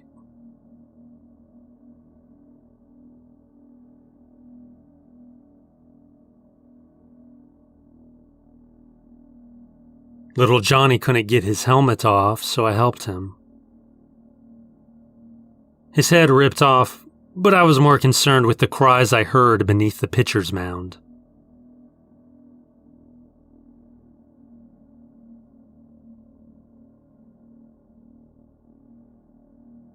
The executioner hesitated. The blade came down on his neck, clean. Guillotines feel no emotions.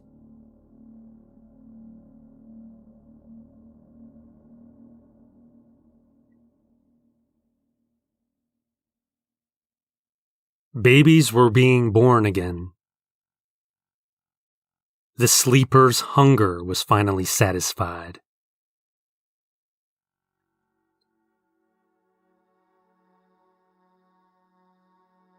But I'm afraid of the pale ones.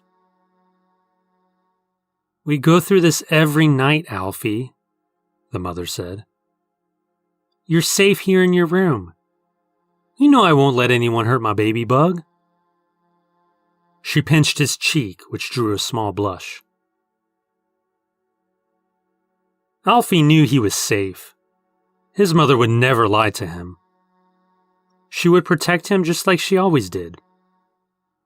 Still, it was night outside, and just under his window, a male human lurked in the terrible dark.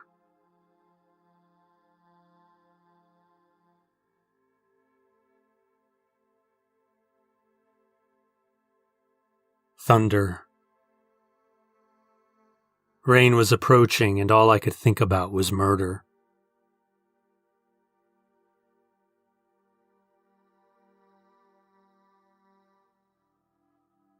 Put the camera down, Rick told me. I wanted to, I really did, but staring at the dead body through the viewfinder was like staring heaven in the face. I could barely breathe. Put the camera down, Rick said again. The bleeding woman at his feet was trying to crawl away, so I set the camera on the sink and picked up the other scalpel.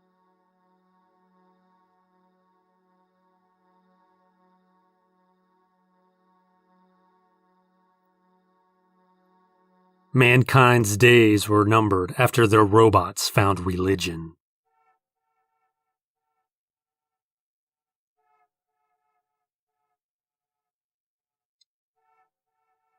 What about their dead? Earth's new alien overlord asked his advisor.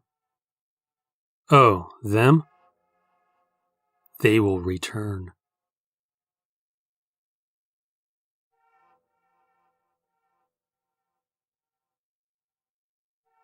His shadow had always followed him, through times of regret and times of joy.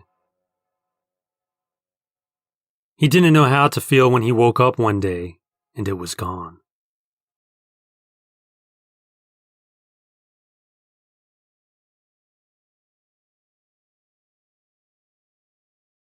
The stranger breezed into the saloon like a blunt summer wind. He glanced at the old man behind the bar, and then at the busty woman wiping off the upright piano. What really caught his attention was the guy hunched over the table in the far corner of the room. What can I do you for? The barkeep said. The stranger rested his hand on his holstered revolver, eyes locked on the guy in the corner. The man had an empty mug in front of him. His hands were under the table. I'm looking for someone, he replied. Judging by your demeanor, the barkeep said, you aim to do that someone harm. When the stranger didn't answer, the saloon girl said, Who you looking for, fella? Someone new in town. Came in last night. Well, fella, the saloon girl said, You're the only new one in town. Old Clyde's been tending bar for as long as I've been alive. And Ricky J over there in the corner is just as old as me. The stranger grunted, but didn't change direction from the mute Ricky J. This person showed up after them lights fell last night. Ooh, that, the woman said. What a spectacle. Me and Clyde watched them up on Meek Hill. Never seen nothing like that before. So many whites and reds. What exactly are you looking for, sir? Clyde brusquely asked. You wouldn't believe me if I told you. I can't believe you if you don't. The stranger turned to the old man. Fair enough. Something fell with them lights. Something not of this world. Something? Clyde shook his head and continued to brush dirt off the long wooden bar. I don't understand. Creatures from another world, the stranger said. Ricky Ray tensed up. They look like us, but they ain't us, the stranger said. But you can tell them by the yellow around their eyes. Ricky Ray slowly went for his own gun, but the stranger got to his first. In an ear-shattering second, the barkeep's face disintegrated into the back of his head. Sorry, old-timer, the stranger said. They have yellow eyes and they can assume the form of any man they come across. Woman too, said the saloon girl. The woman threw a long punch at him, her hand stretching like a tentacle which wrapped around the stranger's throat. Ricky Ray fell back in his chair, hitting the floor. The stranger gasped for air and couldn't get any. He fired off a wild shot in the saloon girl's direction. The window shattered, sure to draw unwanted attention, especially from the law. The stranger turned around and grabbed the tentacle with his free hand, trying to steady it. He saw then the woman's eyes, yellow where white should have been. Hell, he wished they were any color but that damn yellow. He pulled off a shot again. The bullet plunged into the floor. He really needed to breathe. Survival was his only goal now. Let the devil's stars fall for someone else to clean up. The stranger pressed the steaming barrel of his revolver into the unearthly stretch of flesh. He pulled the trigger. The deadly coil fell from his neck, oozing yellow sickness that eventually dropped to the floor. He quickly took a deep breath and raised his gun once more. It felt lighter, and the recoil wasn't what it was. He thanked his adrenaline for such an easy shot. Holy cow, Ricky Ray said from the floor. The stranger looked over at him. Ricky Ray put his hand up in defense. I didn't see any lights. No, sir. The stranger nodded. Boots clattered along the boardwalk outside. The stranger figured it was the town's marshal. Late, but on the case. The stranger hoped the man's eyes were clear.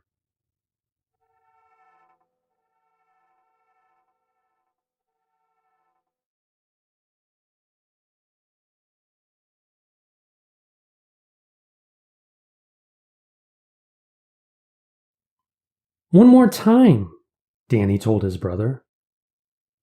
I'll get you this time. Travis waved him away. I'm going inside. It's too hot out here.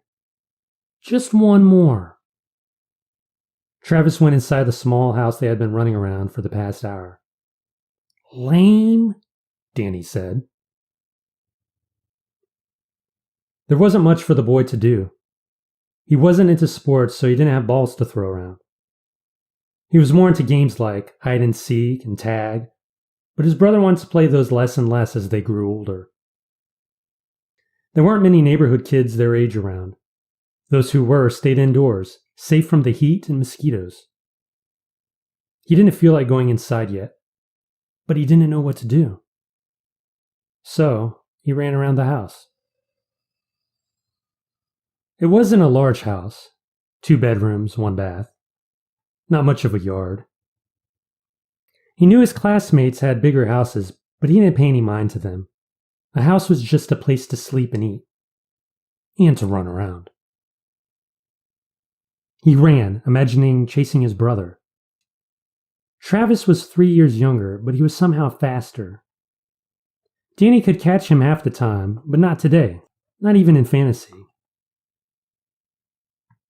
Danny rounded a corner and caught a glimpse of the back of a figure his size. Danny summoned what little strength and energy he still had and pushed himself harder. Who was this kid in his yard? It wasn't his brother. His pulse thundered in his ears. Around another corner. He saw more of the other runner. Did all 10-year-old boys look the same? Danny was going to ask him what the hell he was doing here. This was his home. He would protect it with violence if he had to. The other kid was slowing down. Danny felt like he could keep this pace forever. He rounded another corner. He wondered how many corners his house had. It should have had 4, like most houses. This was the 6th one he passed. The 7th was inches away. He slowed to a jog when he saw the other kid stop, his back to Danny. "Hey!" Danny yelled across the arm's-length gulf between them. The other kid didn't respond. "Hey!" Danny heard from behind him. He didn't respond. "Hey!" from further back. The kid in front of him slowly turned.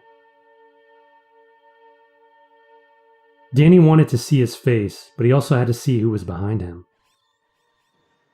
Suddenly, the air smelled sweet and strange. Maybe his mom was baking cookies, or a cake. He really wanted yellow cake with chocolate frosting. He didn't know why. Had he eaten some before? He had, but he couldn't remember when. His brain kept popping. He quickly turned to face the kid in front of him. Everything in view, from the back of the kid's head, to the rear of the house, to the line of palm trees separating their house from the main road, to the blue sky, ran like wet paint down a wall.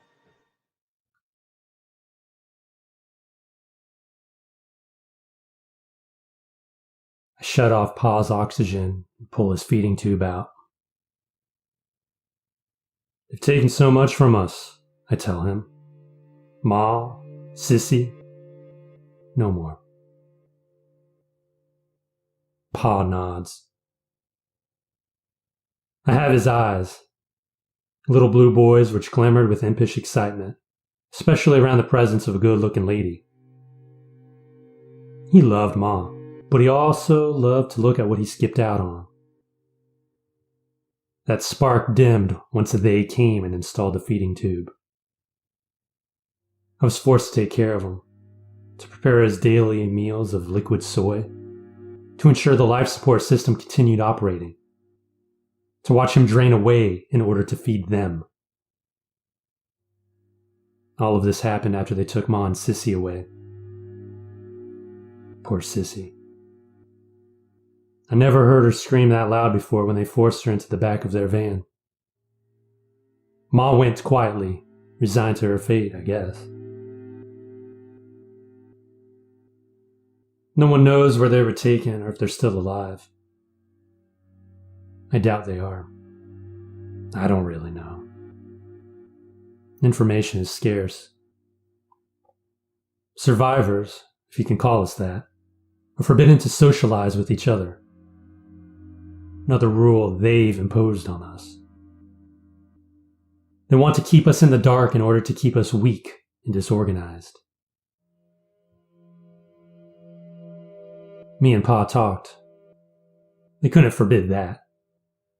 So we talked, planned, but that was all we did. We didn't know how deep those sons of bitches dug into our earth. They could have eyes and ears everywhere. If we ran, if we fought back, we'd only get one chance for success. A slim chance. Pa and I never came up with a foolproof plan. Where could we run? How could we hurt them when they seemed faster and stronger than us? Pa closes his blue eyes and sleeps. I hope he wakes up so we can formally say our goodbyes, but it's alright if he doesn't. We never discussed it, but like Ma, we're resigned to our fates. Once Pa passes, I'm sure they'll come to reclaim his body, to strip it of its minerals or whatever they want, and then do the same to mine.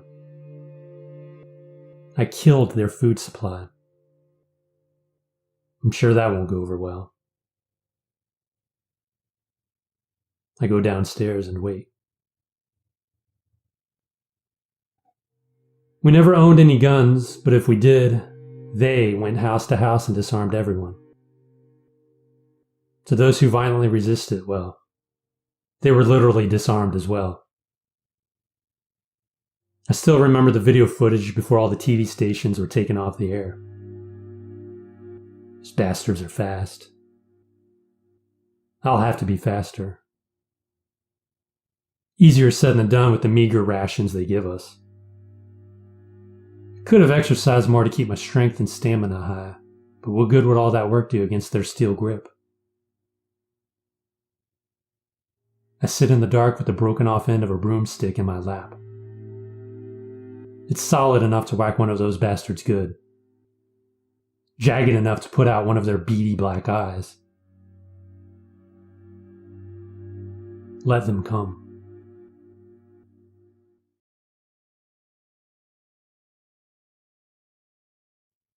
Turning onto Sandsbury Way, Greg remembered what she had told him earlier.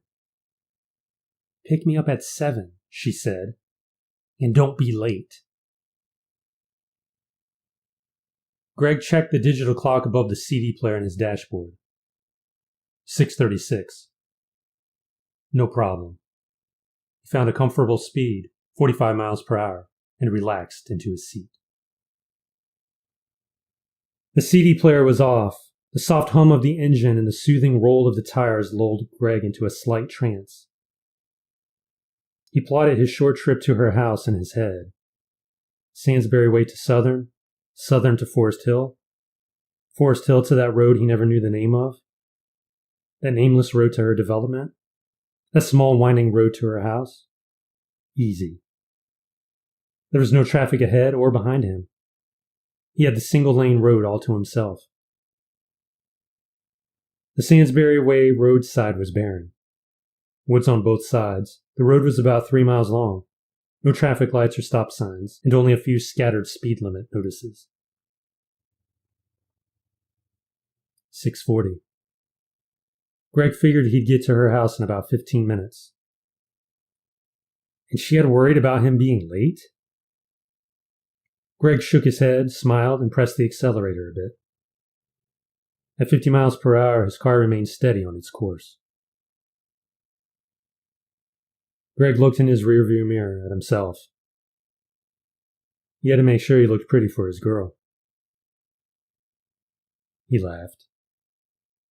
"I look good," he said to himself, all grins. He looked past himself and saw no cars behind him. He settled back into his seat and looked ahead. No cars approaching him either. Such a lonely road, he thought. 6:43. He hadn't been paying attention. He looked at the clock again. 6:43. That can't be right, he said. He slowed to 40 and looked around him. He passed another speed limit sign. He could see in the distance ahead the Southern Boulevard traffic light. The light wasn't getting closer. 6:44. He was moving. His car was moving. The woods on both sides of his car motionlessly breezed by. He looked down at the broken white lines that split the lanes, and they were sailing by also. Looking in the rear view again, he saw nothing but road and woods. He pulled over on the shoulder. He tried to say something, tried to begin to grasp his situation, but failed. After a few minutes, he said, "What the fuck?" His curse offered no solace. In fact, it sent a chill through his chest and into his back. He wished he had remained silent. He looked around and saw another speed limit sign just ahead. "Okay," he said aloud to no comfort to himself. "I'll drive past that sign. If I pass it, then I'm moving. And if I'm moving, then what?" He looked in the rear view again and saw several strands of white in the front of his hair. His armpits and forehead grew damp. His heart started to race. Finally, at 6:51, he pulled back onto the road and gunned it. He flew past the speed limit sign. "I am moving," he said.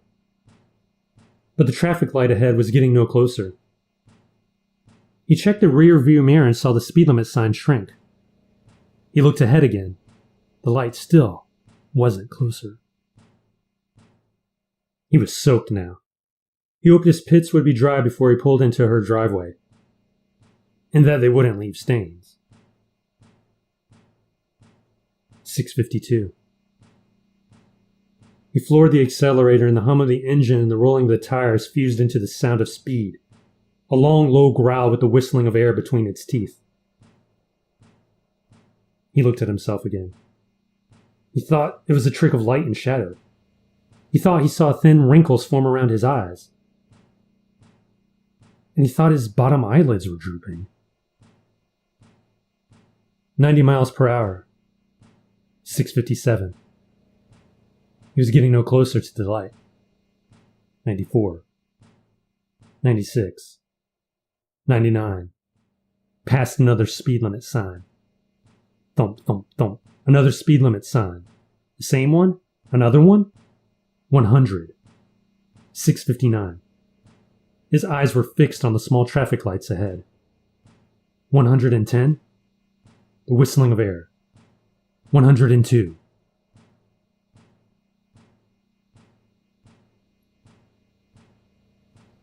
She was standing outside her house, tapping her foot. He was late. He said he wasn't going to be, and here it was 10 after 7, and no Greg. She was going to go back inside when she saw Greg's car turn onto her street. She walked to the side of the road, smiled, and tapped her wrist. He stopped beside her. She slid in without looking at Greg. "You're late," she said in mock anger. "You said 7. She looked at Greg, and he looked at her. His face was all wrinkled and taut around his skull. Pale red quarter-sized spots from the top of his bald head down his face and back of his head, down his scrawny neck. His eyes were set in deep black sockets. A few wiry strands of gray hair flowed from his ears. His Adam's apple jutted out dangerously far. "I'm sorry," he croaked out before falling forward, held from the steering wheel by his seatbelt. He let out the squishiest, loudest fart, just as she screamed.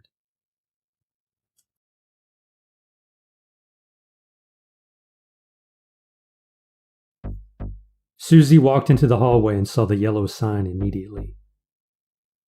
It was a plain yellow piece of paper taped on all 4 sides to the white wooden door that led up to the attic. On it, written in thick black marker, "Do not knock on this door." What an odd request. Susie didn't recognize the handwriting as her mother's or father's. She walked towards the door to get a better look at the sign. The sign hadn't been there the day or the night before. She would have seen it. To get to her room, you would have to climb the stairs and walk past the attic door. No, not there before, unless one of her parents taped it up after she went to bed. She shrugged her shoulders and turned to the stairs. One long, low groan crept out from underneath the attic door. Susie shrieked. Mom and Dad were out for the morning. Groceries. No one else could be in the house, except her. For someone to be in the attic? Behind a door that's not to be opened? That would be impossible. She pressed her ear to the door, just below the sign, her hand on the brass doorknob. She jumped back from the door. Something was in there. Maybe it was a pet. Maybe knocking on the door would startle it and bark and ruin the surprise. Maybe her parents were going to surprise her with a cute puppy. But why? Her 13th birthday wasn't for another 6 months. Her grades were okay, straight B's. Why a gift? The groans started again, this time louder. It seemed to flow from underneath the door and through it, growing louder, deeper. Susie stepped to the other side of the small hallway until she was flush with the wall. She was going to scream. Then, the steady groan stopped. Susie was alone. She held her breath. Nothing. She silently stood in the hallway waiting for a sound until she remembered to breathe. She then stood still for a few minutes longer. Her legs began to tire. Her eyes never wavered from the black message. She shook her head and went downstairs. After breakfast, Susie walked back upstairs, and as she went to her room, she stared at the closed door. What could be in there? If it was a puppy or a gift of whatever, why couldn't it be kept in the garage or the pantry until her parents were ready to present it to her? And why would it be groaning? Did it really groan? Susie tried to remember if she had actually heard the steady groan. That part of her morning seemed like it was years ago. Could have happened. Susie went into her bedroom. After showering and getting dressed, Susie walked back into the hall to look at the door again. It was now 10:30 and her parents were still not back from the store. It'd probably be another hour.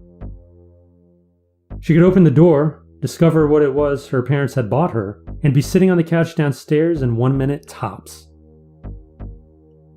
Then it dawned on her. There was no lock on the attic door. If she really wanted to, she could snoop around.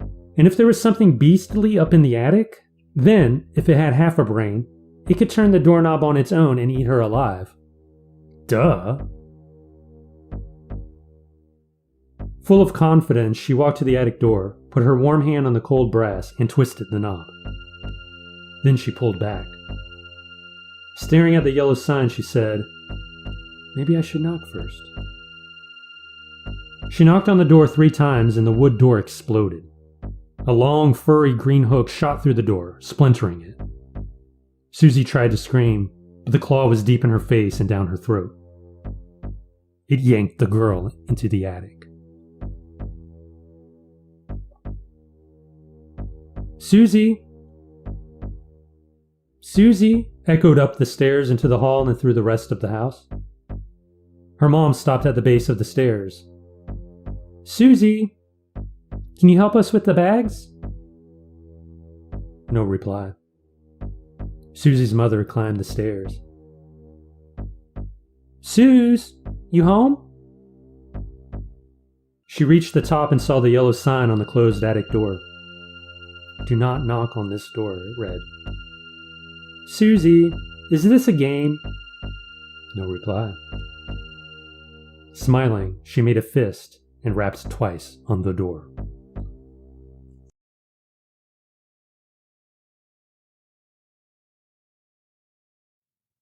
Larry and Michelle Bauer, ages 38 and 40, were not at home in picket-fenced 110.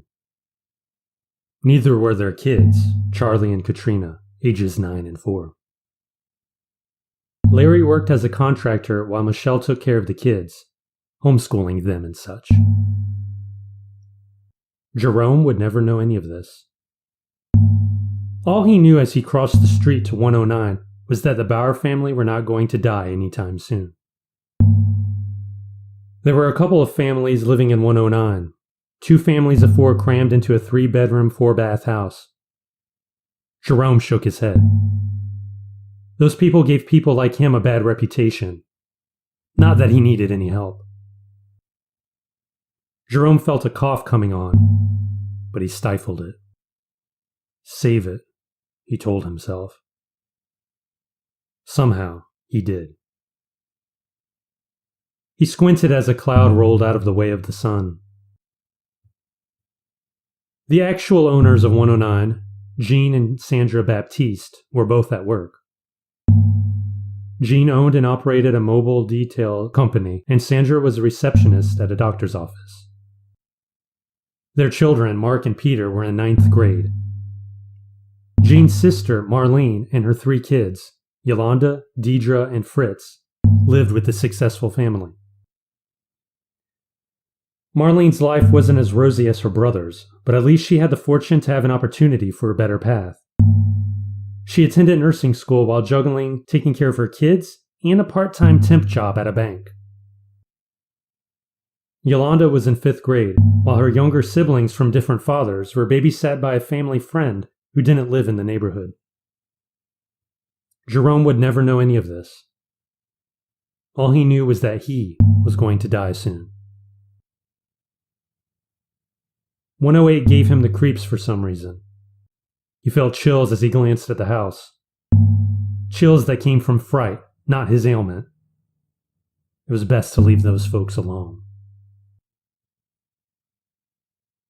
106 was next. Chuck and Vicky Crane, 54 and 58. Retired, no children. Jerome never really saw them, but right now he was not picky. Heck no, he wasn't. Time slowed for him. Soon it would stop and he would be frozen in a moment for all eternity. Oblivion. Sometimes death was quick. Sometimes it was slow. But after the end, the dark abyss went on forever like one long image that never becomes distorted. A dream of eons in the space of an imagined second. Jerome wished he could have written that down. Instead, he walked up to the front door and knocked, just as he had done at the previous 7 houses. At first, he thought no one would answer, but he heard someone step up to the door. The door opened slightly. It was the man of the house, but Jerome didn't know or care. It was a person, a real breathing human being, and that was all that mattered. "Can I help you?" Chucky Boy said. The guy bounced with each syllable. The door was only cracked open, but it was more protection than what Jerome had when his life became measured in hours. "I don't look so good," Jerome absently said to himself. He looked up at Chuck, who had no idea that infinity was right around the corner. "Do it," Jerome told himself. He had no qualms about doing it. This was why he was taking his last walk. To spread the health. Why the heck not? Jerome breathed as deep as his failing lungs would allow and coughed in Chuck's direction. "I have COVID," Jerome said before stumbling away. Chuck panicked and called the cops. He'd eventually succumb to the virus. But not before spreading it to his sleeping wife.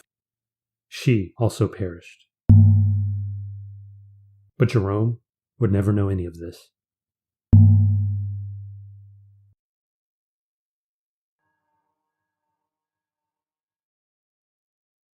That skirt is too short. Susan jumped in her seat. Mr. Dan seemed to tower over her at the front desk. He looked paler than usual, but clean-shaven. "I'm sorry?" she replied. She was caught off guard by both his sudden appearance and words. She slyly clicked her email closed. Mr. Dans ignored the screen and continued to look at her. "That skirt is too short. This is a public library. We have a dress code." Susan felt so small next to him now. She wanted to run away. "I'm sorry. I won't wear it again." As soon as she stopped speaking, Mr. Dans turned and went back to his office. "Those pants are too tight." Susan jumped. She was being more alert lately since the first episode with the manager. She made an effort to not be online at the front desk. She didn't wear anything above the knee, but that didn't stop the pervs from checking her out. Mr. Dan stood over her. "We have a dress code." "I'm sorry," Susan said. "Don't be sorry. Be aware." With that, Mr. Dans left. Susan saw him come toward her this time. She braced herself. She looked down at herself and determined she was well within the dress code limits.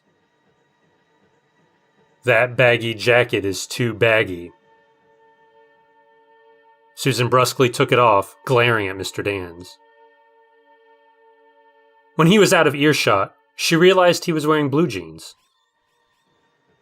On a Tuesday. Fridays were jeans day. Susan was at the computer at the front desk, alone. She felt fine. The manager's door shut. Susan looked over. Mr. Dans was walking towards her. "Oh God," she thought. "Please, no." "Susan," he said. He seemed to be in a good mood. Susan waited for him to continue, but he didn't. He just kept looking at her. Mr. Dans grabbed her by the throat with both hands and squeezed until her neck crackled in his vice grip. Her body fell out of the chair. Mr. Dans stood over her. An old man with a book under his arm walked up to the desk.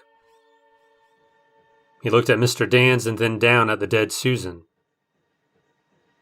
Mr. Dans smiled at him. "She looks great."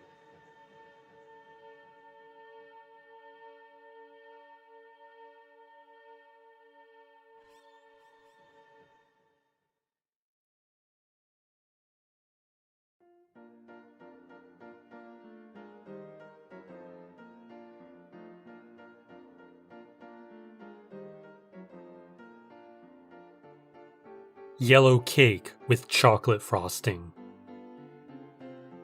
It was Eddie's favorite, and since it was his birthday, he got what he wanted. The kids were grouped together, running around and screaming. Their moms gossiped at one side of the backyard, while the few fathers in attendance drank beers at the other. The three groups united when Eddie's mom brought his cake out. The kids were already high on fruit punch and pizza, but the call of sugar was too strong for their weak wills. "Blow out the candles," Eddie's mom said. "Can we open presents after this?" the boy asked. "Absolutely." Eddie stretched up on his tiptoes and got all 7 candles in one clean gust. Everyone applauded his effort, causing the birthday boy to blush. This was his day, and he was going to enjoy every second. The cake was sliced and distributed to the kids first, then the fathers. A few of the moms passed on a piece, vigilant with their diets in front of the other women. "This is so good," one of the moms told her husband, who was the last of the men to get a piece. The man grunted and licked the frosting off his plastic fork. His eyes widened. "This is good," he said, changing his tune. He shaved some more frosting off and licked the fork clean. And he kept licking. Ran the sharp side of the fork down the tip of his tongue. He then devoured his cake in 3 rapid chomps. "You don't have to be mean," his wife told him. "Mean?" he said. "Mean? Mean?" He repeated that word, mean, several times. "What's wrong?" his wife asked. "You okay?" "I feel great," he said, eyeing her plump frame up and down. "I feel like I can do anything." "Oh, that's the sugar talking." He snatched her plate from her hands. "Hey!" Her cake was gone in 2 bites. "I can do anything," he said as he slapped her ass. The children ran among themselves in a wide circle, chocolate frosting smeared over their mouths and cheeks. While they hooted nonsense before, they chanted sounds in an orderly fashion. But this went unnoticed by the adults who were still eating and chatting. The man rushed over to the kids and started kicking each one, breaking their little circle. Some fell, some cried. Some started to chase him with their forks. The chants dried up, leaving only the pounding of footfalls to mark time. The man's wife screamed his name. The man stopped and considered her with a blank stare. After a moment, he stalked over to her and punched her in the side of the head. The other women looked on in shock until one of their own began to lick her plate clean. Once that was done, she crumpled up the paper plate and shoved it in her mouth. Using her fork to cram the whole thing in, she began to choke. The other moms tried to hold her still. One of them reached inside her mouth. The woman gnashed down on her hand, not letting go even as blood gushed from the bite. "I can do anything." Eddie dropped his pants by the food table. There was still leftover pizza, lukewarm in the day's heat. He took a slice with his dirty hands and rolled it up. "Pizza, pizza," he said as he pressed the pizza between his butt cheeks. "Pizza, pizza." The moms who still held their shit together made for the back door, hoping to flee through the house. The yard was fenced in, but there were too many fork-yielding maniacs between them and the chain-link gate.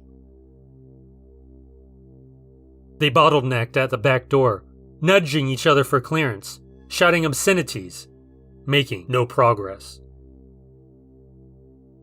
The maniacs, their husbands and children, caught them. 7 women who couldn't be calm and civil enough to file through one at a time. The men ended them, choking them and snapping their necks while the remaining children turned on themselves, slashing one another with the forks. Tines broke off in their eyeballs. Screams and panting filled the air. Eddie's mom chased her son around the yard, trying to extract the pizza from his rear. Eddie tracked blood everywhere he ran. And littering the ground were the discarded paper plates with smudges of brown frosting and bits of Eddie's favorite cake.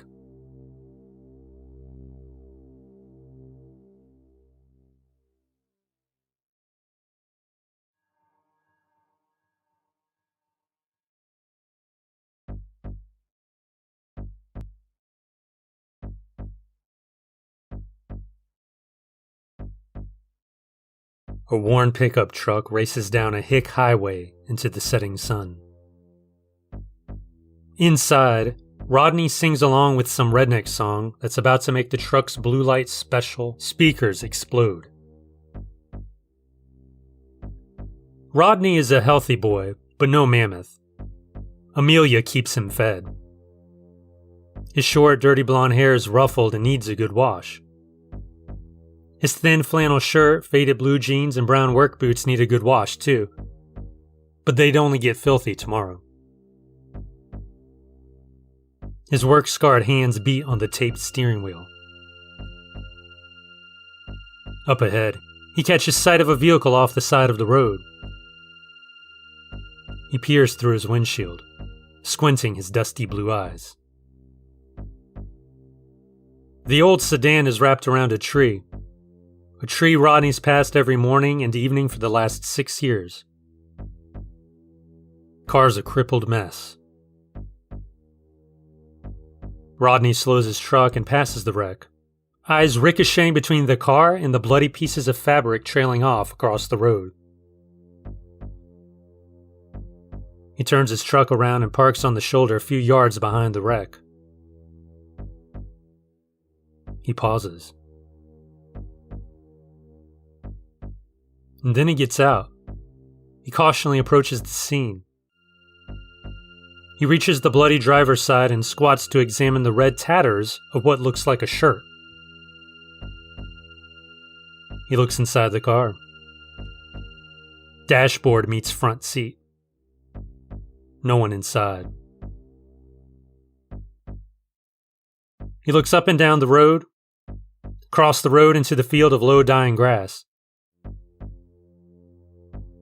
He shakes his head. He turns back to the wreck for the last time, and then walks back to his truck. True dusk. The sky's a graying blue. Black up from the horizon. Sunlight blazes through. Rodney pulls into the dirt driveway of the humble 2-story house that he and Amelia got for a song. All is quiet except the settling truck. He gets out while admiring his home in the Jesus sunset. Inside, a Soul Corner lamp they picked up at Supermart lights the living room. A yellow glow floats across the threshold between the room and the kitchen. The stairs remain dark. Rodney closes the front door. Amelia! Amelia! Saw an accident on Route 9. No reply. Rodney peeks into the kitchen. The dying daylight falls through the kitchen window and onto the linoleum floor. Through the window, Rodney sees the parched backyard. A riding lawnmower, as if the yard needed one, and a swing for two sit in dirt. No one is outside. In the kitchen, however, just Rodney. He checks the living room and then heads up the stairs. Amelia? You up there? Rodney pauses to let his eyes adjust to the dark. A floorboard in one of the bedrooms creaks. Amelia? Rodney approaches the closed door. He places his warm hand on the cold knob. He opens the door. Strands of sunfall stream through the drawn curtains onto Amelia. She sits on the edge of the bed, her back to Rodney. She doesn't acknowledge his presence. Honey, he says, you all right? Rodney puts a hand on her shoulder and she falls back on the bed. Rodney gasps at the sight of his love's shredded chest. He falls apart at a glance into her vacant eyes. Skin, beautiful creamy skin, is missing from the left side of her face. Her blouse is already browning with blood. Rodney stumbles backwards into the wall, unable to express his horror, unable to process the implications of what he's seeing. A crash from downstairs shatters the scene. He doesn't want to leave Amelia, but he does. He has to check out the noise. A vase on the living room floor. Jagged pieces everywhere. A groan creeps out from behind Rodney. A man with chalky white skin and a puncture wound to his chest. He wears a wet bruise around his fat lips. The man makes a slow grab for Rodney, his mouth agape. Rodney swats the man's arms away and tackles the man into the kitchen. Rodney finds the broom he bought after the last one started shedding bristles like an old man losing his hair. The man gets up, his eyes on Rodney. Only on Rodney. Rodney swings the broom and it connects with the man's head. Rodney swings again. The broom snaps upon contact. The man goes down again. Rodney lowers the broken broom. Fanatically, the man leaps for Rodney's legs, mouth ready for a bite. Rodney stabs the broken end of the broom in the back. It's the easiest thing Rodney ever done. He kicks the man away. He removes the broomstick and shoves it into the back of the man's head. The stick cracks the man's skull and brain, squishing all the way. The man falls on his face, dead, once and for all. Rodney steps back, and between breaths he mutters, "Oh, God." His hand finds the telephone on the wall and takes the headset. He's met with silence. He tries to dial the operator once he can get his hand to stop shaking for a second, but the line is empty. He lets the phone dangle from the wall. He looks down at the dead man and leans over to pick up his feet. He drags him to the kitchen door and then outside. Night. Rodney trudges up the dark staircase again. He goes into the bedroom where he left her, tears within tears welling in his eyes. The curtains swing with the breeze. She made them herself with a limited amount of profanity. He sits down on the vacant bed.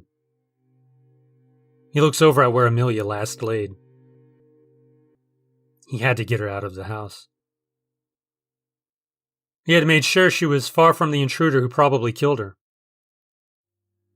He'd go into town in the morning, but now he wanted to be here, where he and her slept and made love and plans. Where she died.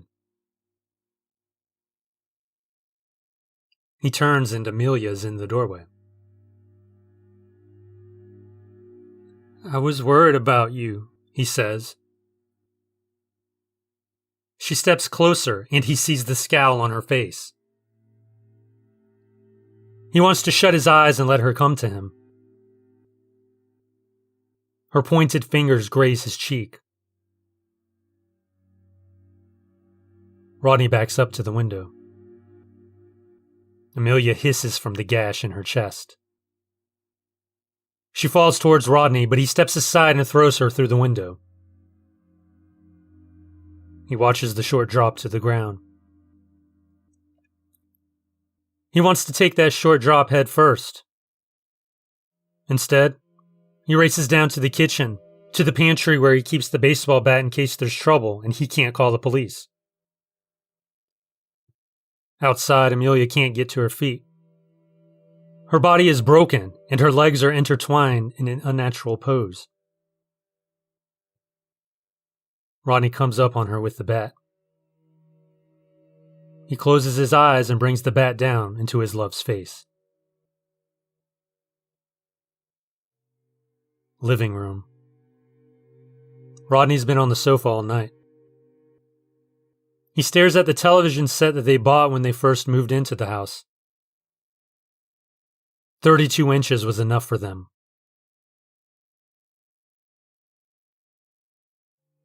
Later. Early morning. Still dark. A county police car pulls up alongside Rodney's truck. George McDonald, deputy, is a big man with an even larger line of worry across his bushy brow. He gets out of the car, his gun drawn. As he approaches the house, he scans the yard all around him. Grateful to reach the door, he knocks. No answer. Rodney?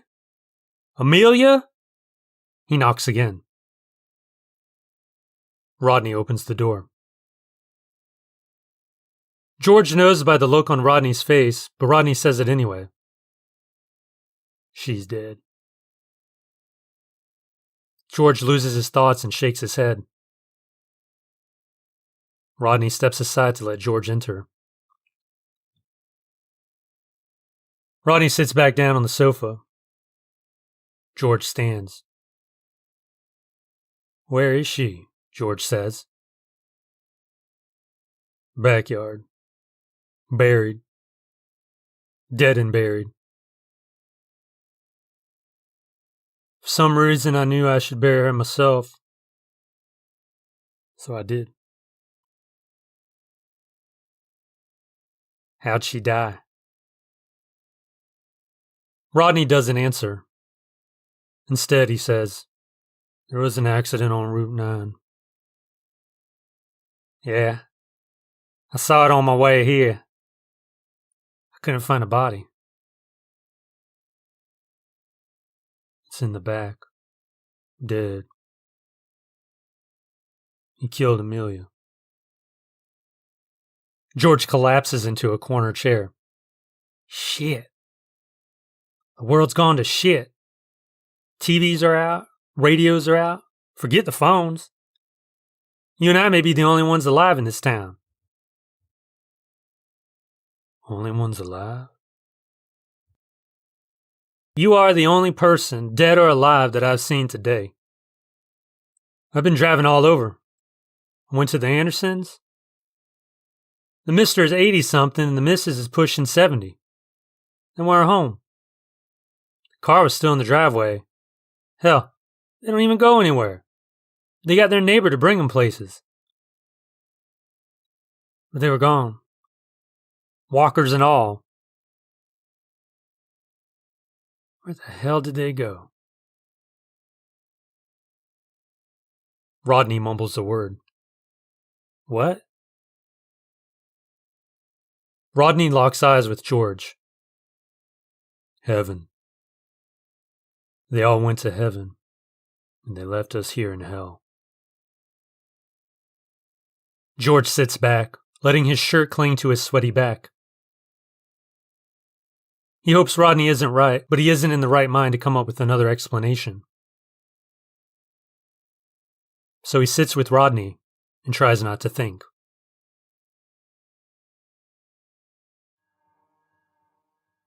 I'm called when the usual methods don't work. You called, I came. Yes, well, this is an interesting... Who is the entity? Yes, well, it's a girl, approximately. That's all I need to know. Oh. So what is the procedure? The procedure is I go in alone and do my thing. And just what exactly is your thing? Extermination. Girls, boys, men, women. Gender and age mean nothing to me. Any spirit that won't move on is a pest. When these pests turn their anger towards the living, then the only recourse is a greater show of violence. It really is the only way. Holy men will have you believe the grace of God will vanquish the shadows of evil, but they're delusional. When they fail, and they always do, they call on me to clean up the mess. I lock the door behind me. I don't get far in the apartment when I feel her presence. She was young when she was killed. Her death has gone unresolved. That's none of my business. I'm not a cop or a therapist. I feel you, I call out to the apartment. Tiny, aggressive. You are one unhappy little thing. From down the hall, she growls in response. I don't see her yet, but if she's forceful enough to be heard, then I shouldn't have to meditate much to reach her frequency. In fact, I've already started to pinpoint all my energies into pulling away from the mortal plane. She rushes me head on. I step out of her way and push her head into the door. Her momentum helps create a hell of a thud. I see her now. She looks like she just stepped out of a prairie with her dress which hides her ankles, and her long brown hair tied in a thick braid, like a milkmaid in training. I smile as she swings around and howls at me. I catch a glimpse of her teeth, perfectly pointed, eroded by years of resentment toward the living. She didn't want to be killed. She wants everything the living possess, material and physical pleasures. Being dead is a cold, lonely existence. Too bad. I'll give you one more chance to move on, I tell her. She's not listening. Her rage deafens her, hones her tunnel vision, and propels her clawing fingers toward my throat. I can smell her scorching, stale breath from this distance. I dodge her charge again. We can do this all day. I'd rather not. She comes at me one more time. I stop her in her tracks by grabbing her throat and slamming her to the floor. Skull and laminate flooring crack upon impact.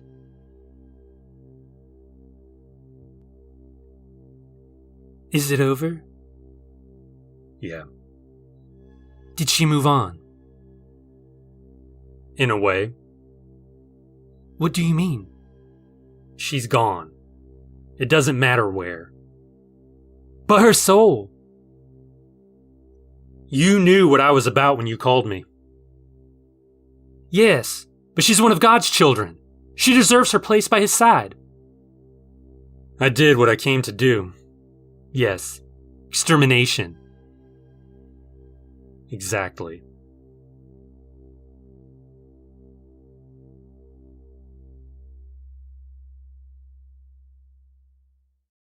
I'm fully aware of what happened that night. I took the curve too fast and plowed into a light pole. The seatbelt and airbag saved my life. That's what the paramedics who arrived a few minutes later after said.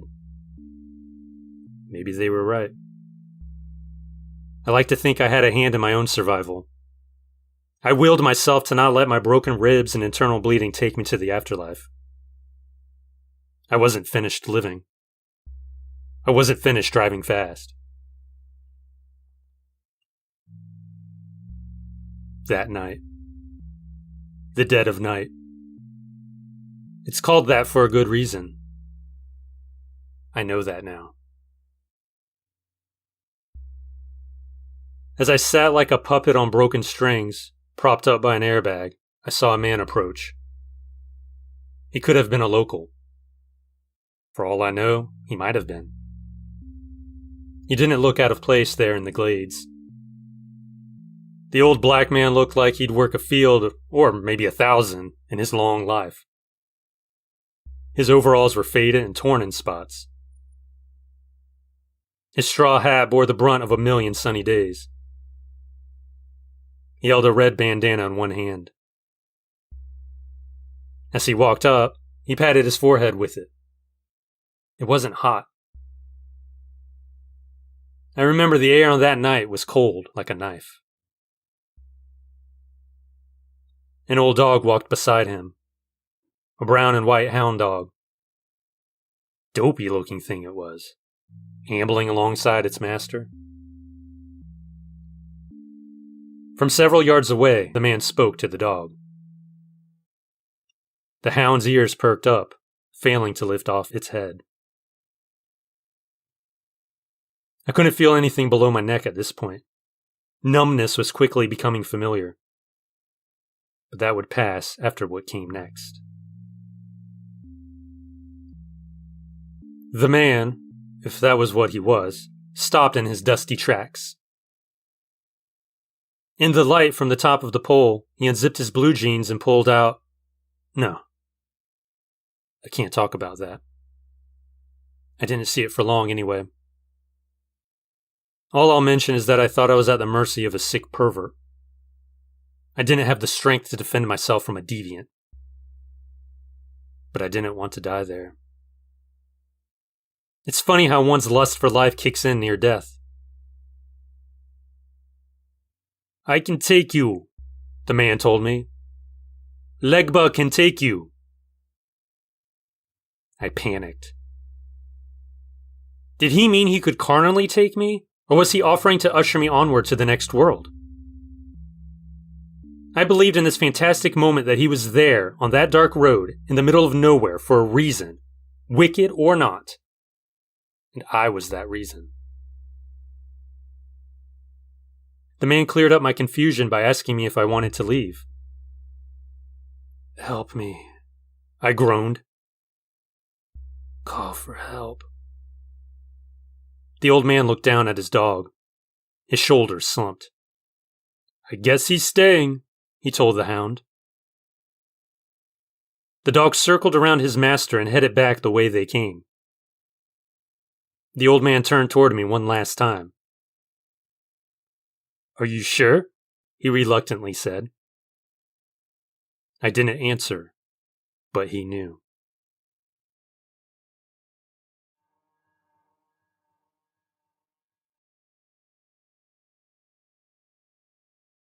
She woke from a nightmare. Frankenstein's monster was coming for her again. She was 6 years old and she was at her parents' front window. It was the dead of night. She should have been in bed, but there were unseen monsters in her room. A lot of them.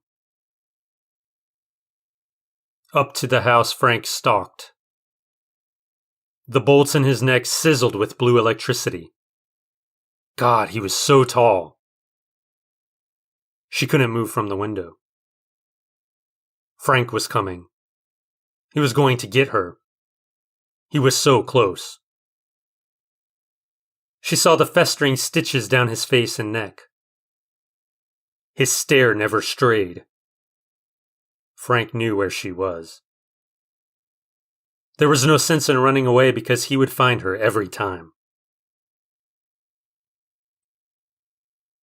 She hadn't had this dream in a long time.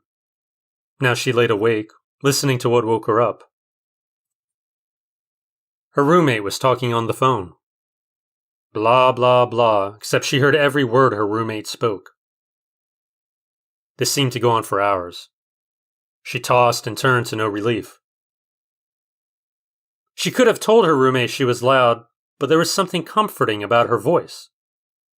No, not her voice. It was the words. Come with me to the store, her roommate said, and take the baby. This seemed to go on for hours. She tried to watch television, but she couldn't focus.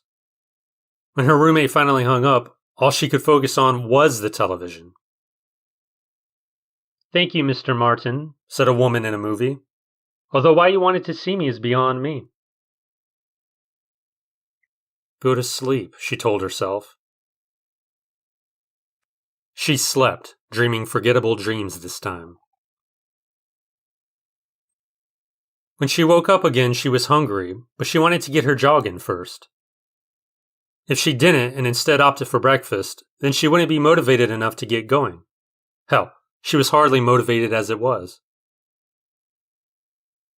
On her way out, she heard her roommate on the phone again. She was in her bedroom with the door closed, but her voice still filtered out. It's bullshit, her roommate told whomever she was talking to. Looks like a mosquito flew in front of the camera. She hoped her roommate would be gone by the time she came back. Lately, she couldn't stand the woman. It wasn't only the talking on the phone that irked her, it was everything else. From the trampy clothes she wore to work and after hours, to the way she chewed her food, everything her roommate did was a cause for strangling.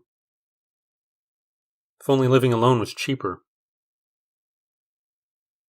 She breathed while she stretched on the front porch. She made sure her butt faced her house as she bent over. Her next-door neighbor always checked her out the few times she ran into him. The guy was beyond creepy. Then there was the teenage boy whose name she didn't know, who lived across the street with his grandmother. He would just stare and stare, even the one time she waved at him. They weren't out, but she did hear voices from up the road. You're moving it. No, I'm not. She launched off the porch and kept to the sidewalk. She couldn't help but catch snippets of her neighbors' conversations as she ran. In fact, she listened for them. A man outside 939 was on his phone. A new one will have to wait until payday, he said. Not like we watch it much anymore with the power outages. She thought that cell phones were the best and worst invention man ever created. She was amazed that such a device could bridge communication gaps, but at the same time act like a crutch that weak people obsessed over. There were more important things in life. Any example escaped her, but she knew there had to be something worth breathing for out in the wide world. Or maybe there wasn't. She tried not to dwell on this horrible potential truth, but she was a realist. Life had no worthwhile purpose.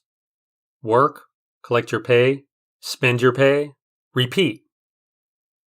It wasn't just the American way, it was the world's way. And if you didn't have enough money, well, spend what you don't have. There was no reason not to anymore. Bailouts and handouts were just as common as cell phones. She wished she was the only one on the planet, isolated, but content. This was a frequent wish of hers, but one she knew would never come true. Everyone, despite their distance, had to remain connected to one another. It was life, but was it worth living for? Was that faceless connection necessary? Did it fit into the world's way? She passed a white van at 9:36, keeping alert as she did. She had a quick thought that the side door would fling open and some blonde troll would snatch her off the street. At 9:33, a man and woman were arguing. The woman held a baby close to her, covering its ears with her hand. When are you coming back? She asked the man. I don't know. When I get my first paycheck. I guess. Leave me alone. 9:32 was an old lady with bright red hair standing in her yard. She was looking at the sky. We're okay, Bert, 9:32 said. We didn't do nothing wrong. 9:28 had two kids playing at the side of the house. They were digging in a sandbox. She had the feeling that nothing good would come out of that, so she sped up. 9:24, one man was watering his lawn while talking to another man. They both hushed as she went by.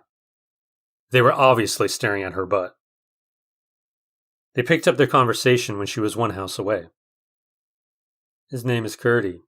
He has pretty hair. He's a boy. Boys don't have pretty hair.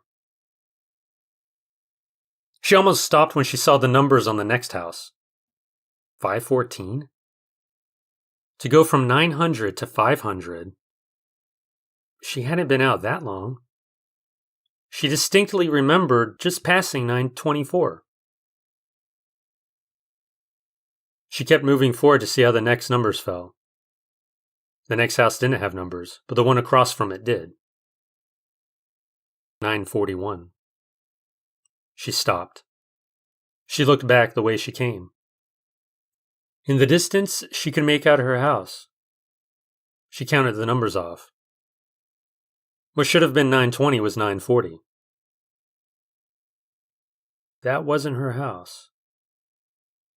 No, she was on the same street. She passed those houses on previous jogs. They could not have been numbered like this before. Maybe she hadn't noticed before. I would have noticed, she said out loud. She wanted to keep going. 2 houses up, a woman was heading to her car. She jogged to the house where the car pulled out of. 640B? She kept going. She had to.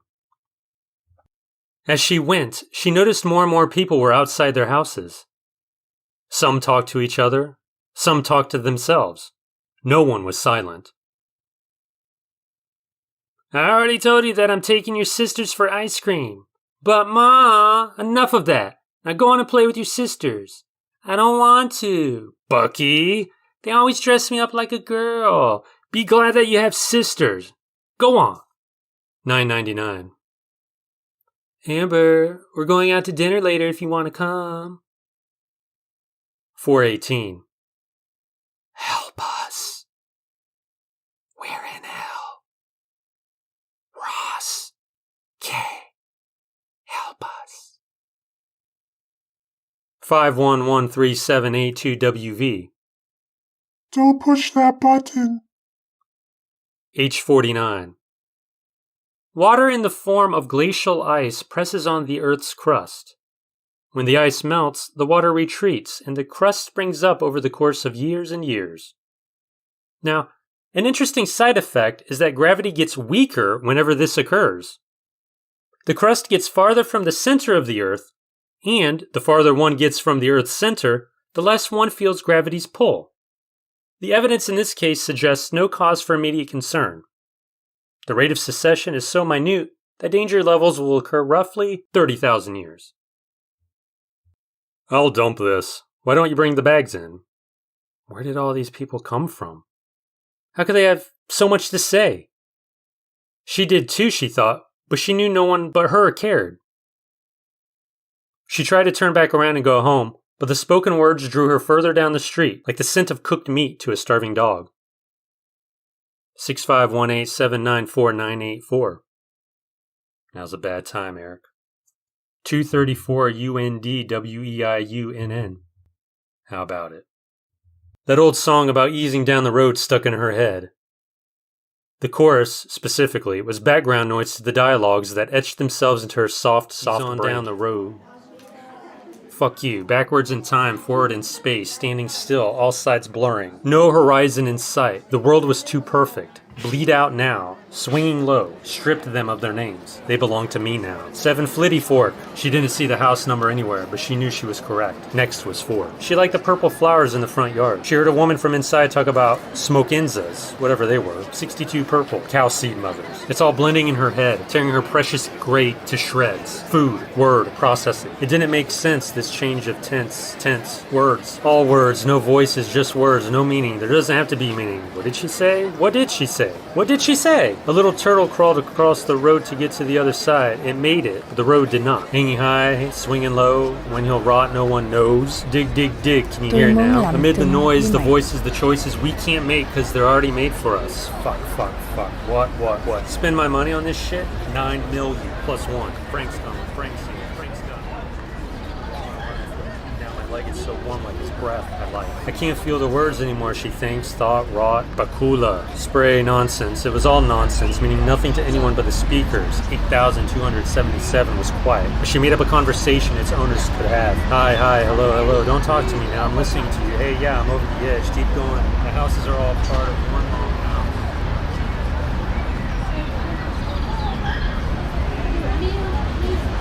Not right. I might get marked down for this. Jeff, why can't I feel my feet? The words are burying the meaning, but there's no meaning. What? Why? Did you hear that? It sounds like me, Mirio. I did so good inside.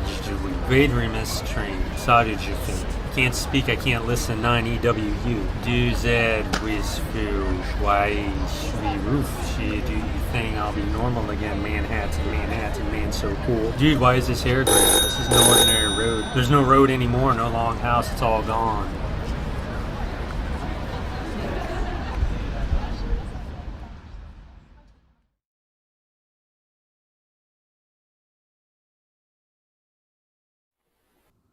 The red book is on the corner table again. It should be on the shelf where I placed it the day before. It's either a dictionary or a stray encyclopedia volume.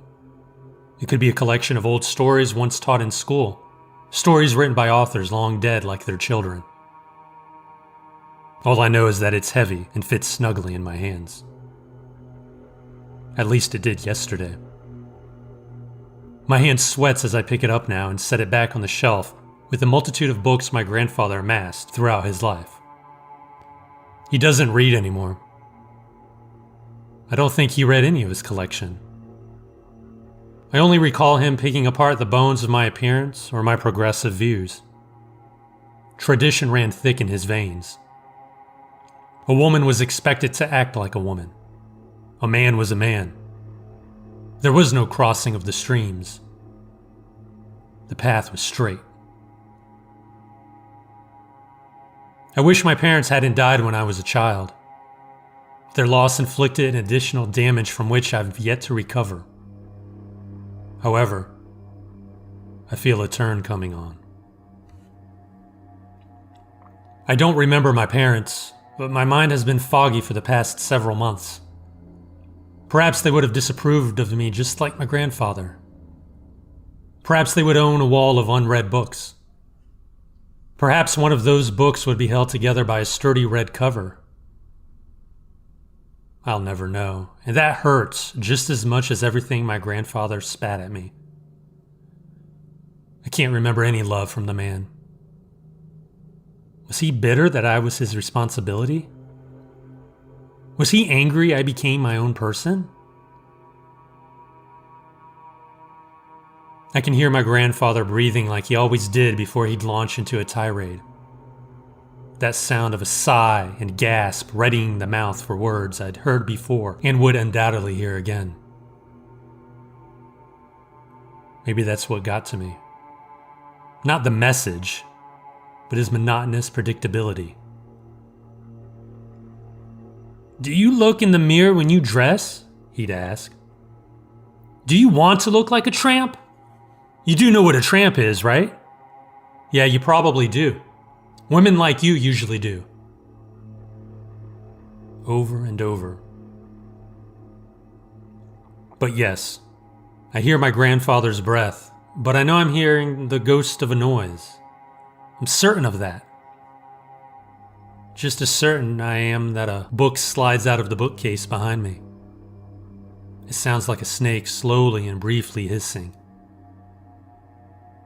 But there are no snakes here. No animals. Just me. What I imagine thunder to feel like blows into the back of my head. I jerk at a weird angle and fall to one knee. I look back just in time to see the red book coming down at me. I tuck my chin to my chest, catching the book in the crown of my head. I go to both knees now. My grandfather staggers backward, both liver-spotted hands gripping the red book as if my death depends on it. He raises it above me quicker than he should and drops it. I put up my hands, but the book is too heavy, and gravity is too fierce. I let him hit me again. The book wasn't always red. Its cover was white yesterday. I made sure it was red, I did, but the color didn't keep.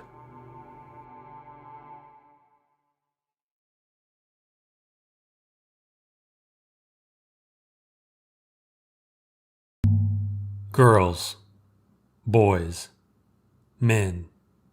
Women. Gender and age mean nothing to me.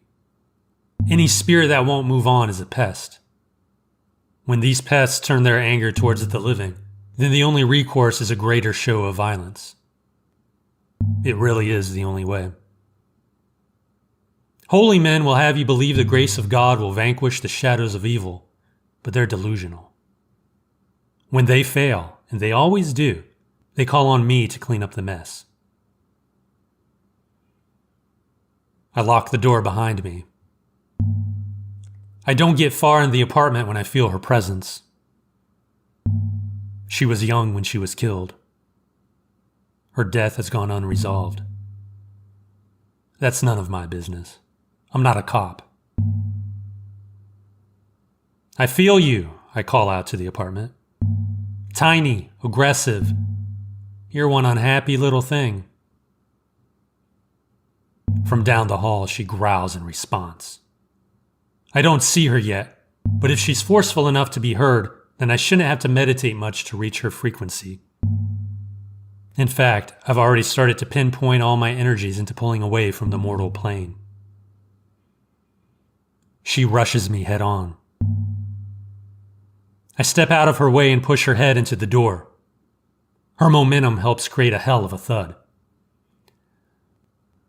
I see her now. She looks like she just stepped out of a prairie with her dress, which hides her ankle, and her long brown hair tied in a thick braid, like a milkmaid in training. I smile as she swings around and howls at me. I catch a glimpse of her teeth, perfectly pointed, eroded by years of resentment toward the living. She didn't want to be killed. She wants everything the living possess. Being dead is a cold, lonely existence. Too bad. I'll give you one chance to move on, I tell her, but she's not listening. Her rage deafens her, hones her tunnel vision, and propels her clawing fingers toward my throat. I can smell her scorching, stale breath from this distance. I dodge her charge again. We can do this all day. I'd rather not. She comes at me one more time. I stop her in her tracks by grabbing her throat and slamming her to the floor. Skull and laminate flooring crack upon impact.